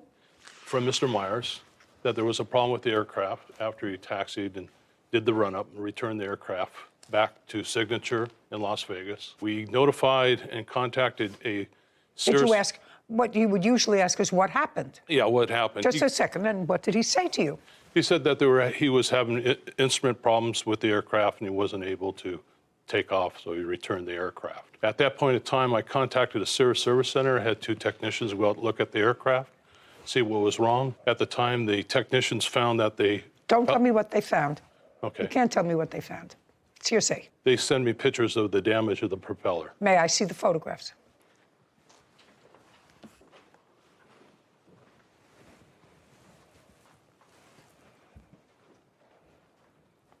Okay, so that's a fresh damage. Correct. Can I scroll this? Yes, you may. Or it's just one? Okay, so you have a picture of that. You have a picture of the cone that has a slice in it. Correct, that's the object he hit. We also have a video showing the plane taxi and hitting the cone at the top. I'd like to see that as well. Okay. Okay, let's see what we got. As you can see where the... Just one second, Mr. Meyer, is that a fair and accurate representation of where the plane was before you moved it? It should be on the last, on the far left side of that Learjet. Okay.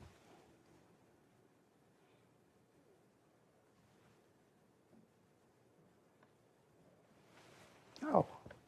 Mr. Meyer, do you see that you went over a cone? It's interesting. I didn't even notice there was a cone. You may not notice it, but you see it now. Yes. Okay.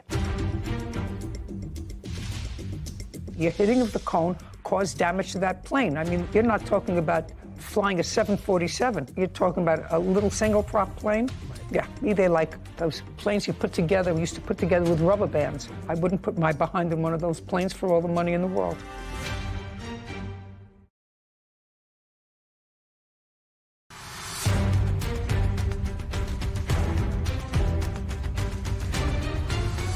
Albert Lee claims pilot instructor Ed Meyer is responsible for damage after Ed moved Albert's plane. Okay. In all of my years of flying, which is pretty significant, I was an airline pilot too, I've never, ever experienced that in my life. Okay, but you see it now. Yes. It's not an on purpose. It's, you know, that's why they call them accidents. We don't mean for them to happen. Right. We don't mean for them to happen, but you do see that the plane did hit a cone. Right. Okay, and I have photographs of the cone that has a slice in it, and the same kind of slice from one of the propellers. Now, so that's conceded that Mr. Meyer did, in fact, hit the cone, which in all probability caused damage to the plane, caused damage to the propeller. Now, tell me about your insurance. The insurance covered the propeller. They covered the teardown of the engine. When something strikes the propeller, they have to tear apart the engine, make sure the components... Do you have those, that do. paperwork for me? I'd like to see it. Okay, so here is the insurance-covered portion, and here is my covered portion that I had to come out of pocket to pick up the plane. Okay. And I can explain both invoices.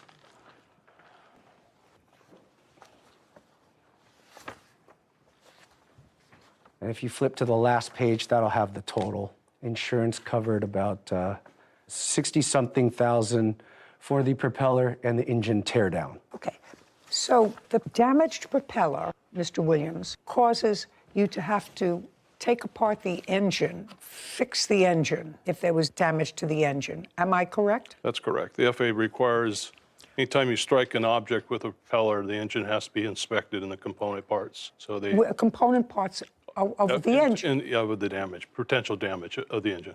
Internal damage that could be caused by striking an object. Okay. The insurance covered how much, sir? Mr. Lee? It's, sorry, it's on the invoice, 60, I think it was 63,000, 64,000.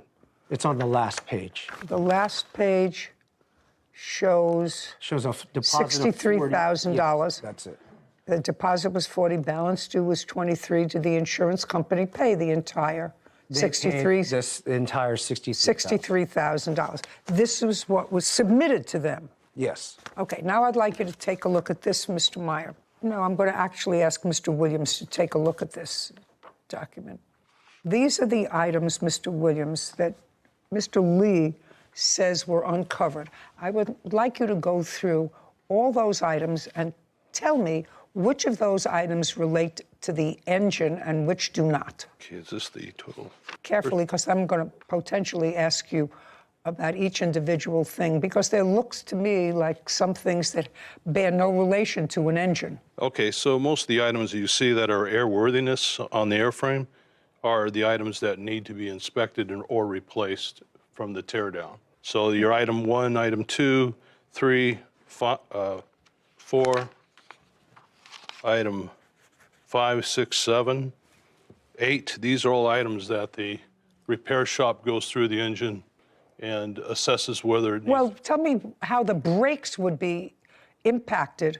I don't think would be impacted by hitting the. Which invoice? And I don't know, but how brakes would be impacted by hitting a nose cone. Brake lining, I don't know what that is. Okay. Yeah, some of these items, Your Honor, such as one of these items, the brake lines, as you pointed out, is probably not part of the. Well, that's what I want you to go through, sir. Okay. Do you understand? I want you to take a marker, a pen, and circle, because I don't know a whole lot about Okay. airplanes, but I know a little bit about airplanes.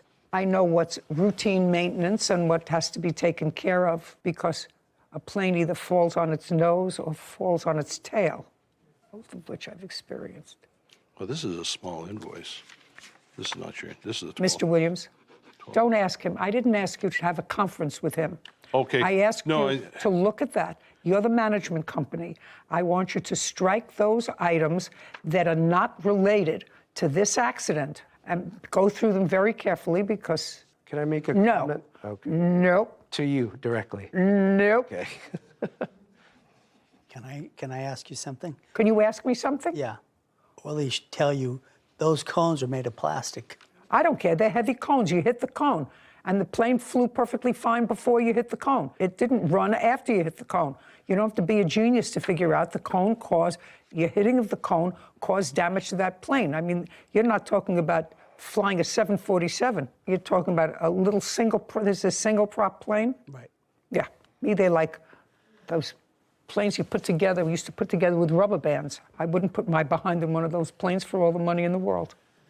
The only items I can see, Your Honor, are 2 items that may not be related to the accident, items 7 and 8. Okay, may I have that back, please, sir? And you are familiar with planes, sir, is that correct? Yes. Okay. So what you're saying is item. The circled item. 7 and 8. Correct. So we have.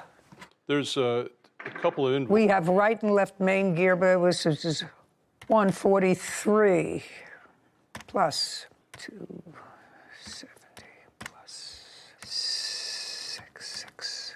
What about item 9? Pitch, trim, jab, nut, loose. What is that? Probably what they do during the inspection and the tear down, they go through the aircraft itself, make sure it's airworthy. So they probably caught another item or 2. You can probably put that on item that's wasn't part of the accident. The big ticket items, adding up all of these items, Mr. Meyer, that probably have no relation to the accident which you caused. Correct. Still bring the total amount to more than this court's jurisdictional limit. Can you tell me, sir, why your insurance, Mr. Williams, let's go back to you. You manage this plane. Can you tell me why Mr. Lee's insurance didn't cover all the damage to the plane? A lot of the prospective renters or instructors that everybody uses, or we used in this case, carry their own insurance for this type of incident. Their insurance covers basically downtime, loss of operation, or in this case. You mean Mr. Meyer? Yes. Would have his own. Do you have your own insurance? No. No.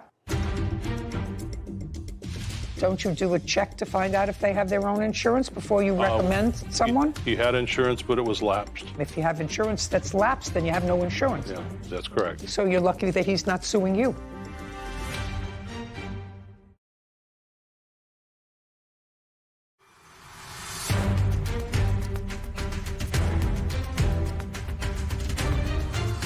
Albert Lee is accusing pilot instructor Ed Meyer of hitting a cone and damaging his plane. Ed says Albert was already paid by his insurance company. Okay. Mr. Williams, you were the one who recommended That's Mr. correct, Meyer. we did. Don't you do a check to find out if they have their own insurance before you recommend someone? He had insurance, but it was lapsed. It Well, lapsed. that he didn't have insurance. I get that all the time. If you have insurance that's lapsed, then you have no insurance. Yeah. As a flight school, our instructors are required to carry the insurance. Okay, but that And then didn't happen here. That's correct. So you're lucky that he's not suing you because you managed the plane for him. And you recommended him, Mr. Williams, you know.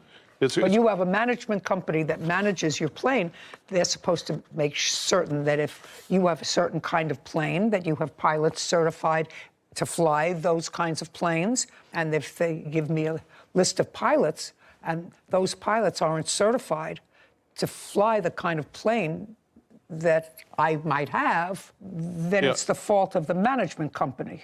In this case here, the plaintiff and the defendant were working together as far as their payment and the fees they were going to charge. Well, that's okay. That's okay. They may have been working head to head. I mean, it was Mr. Meyer's fault, but I'm just telling you that Mr. Lee relies on your advice. What business are you in, Mr. Lee? I do commercial real estate. I sell shopping centers and office buildings. Okay, that's not his business. That's why he hires you. And if he hires you, he asks you for recommendations as to where to get the plane repaired, for an instructor. Now, the fact that he may pay him independently, he's relied on you for information. So I suggest, Mr. Williams, that you tighten up your ship a little bit. Mr. Meyer, you're responsible to the plaintiff for the damage that you caused his plane. Why did you let your insurance lapse? It had lapsed. I just didn't even realize the fact that it had lapsed. I just realized the fact that when this came about, that's what happened. Well, when was the last time you paid premiums? Probably about a year before that. Anything else you want to tell me, Mr. Meyer? You owe him $10,000. You caused the damage. You have to fix it. Judgment for the plaintiff. We're finished. Thank you. This court is adjourned.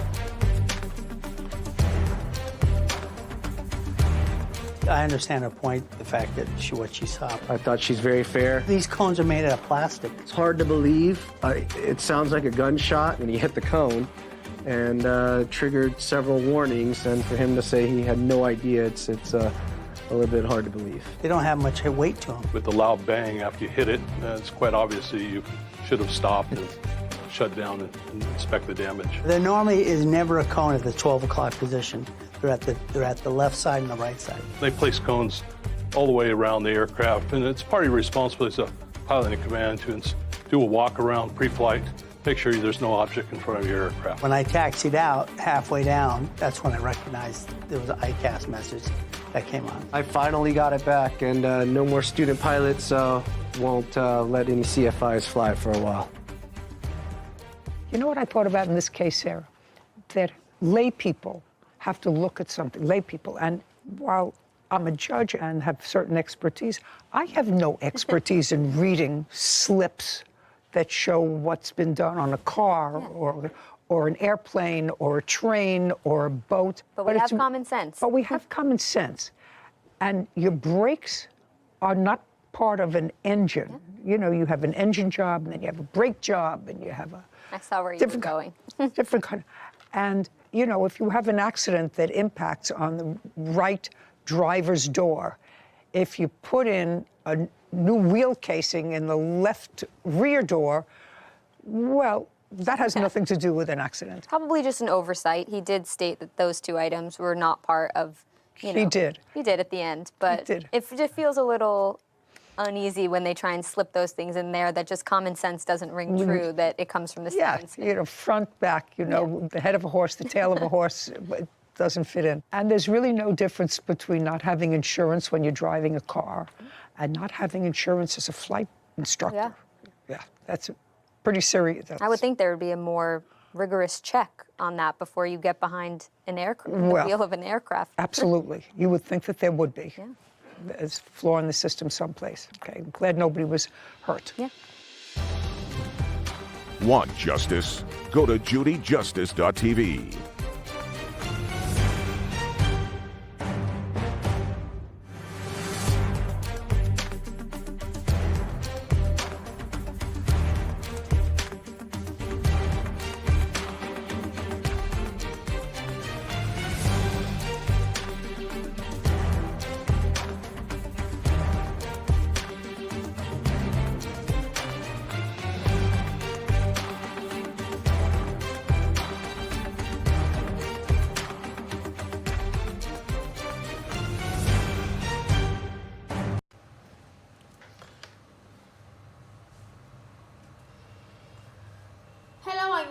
chào mừng mọi người đã quay trở lại với kênh của mình nhé. Hôm nay thì mình có tô màu cho bức tranh về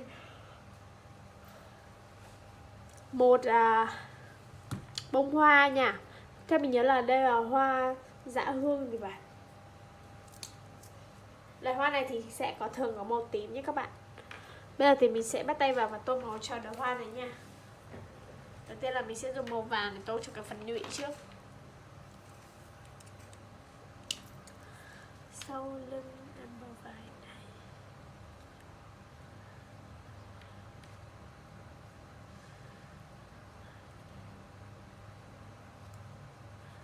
Mình nghĩ là có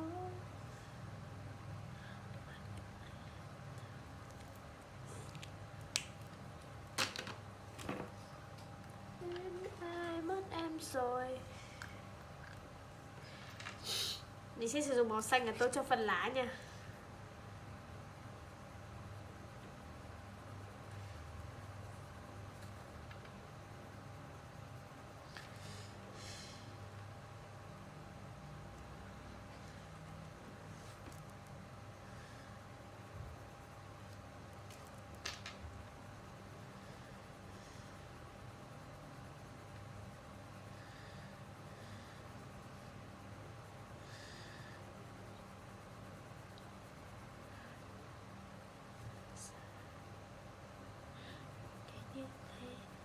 Để giúp cảm xúc ao để tìm niềm vui.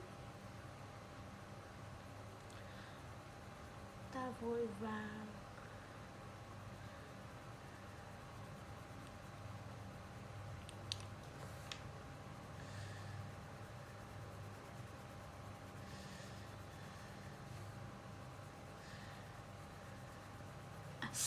ngứa thế.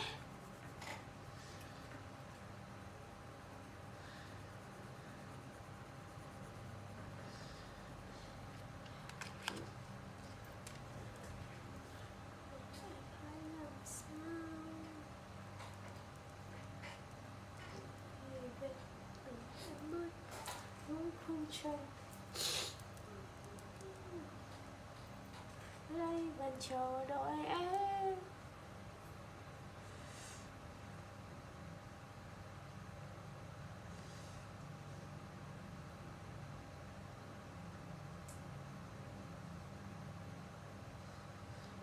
Bây giờ mình sẽ dùng màu tím để tô màu nốt cho những bông hoa nha.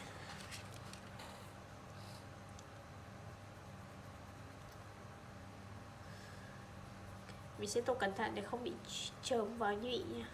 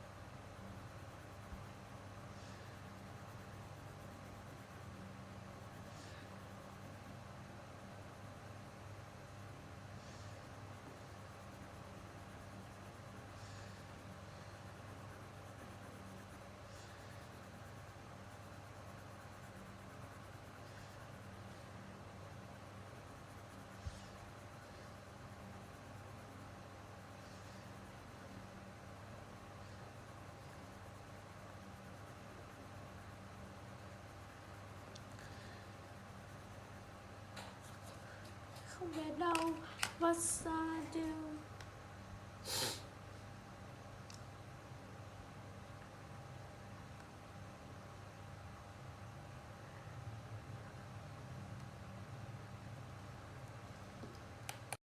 Và như vậy là bức tranh về bông hoa của mình đã được tô màu xong.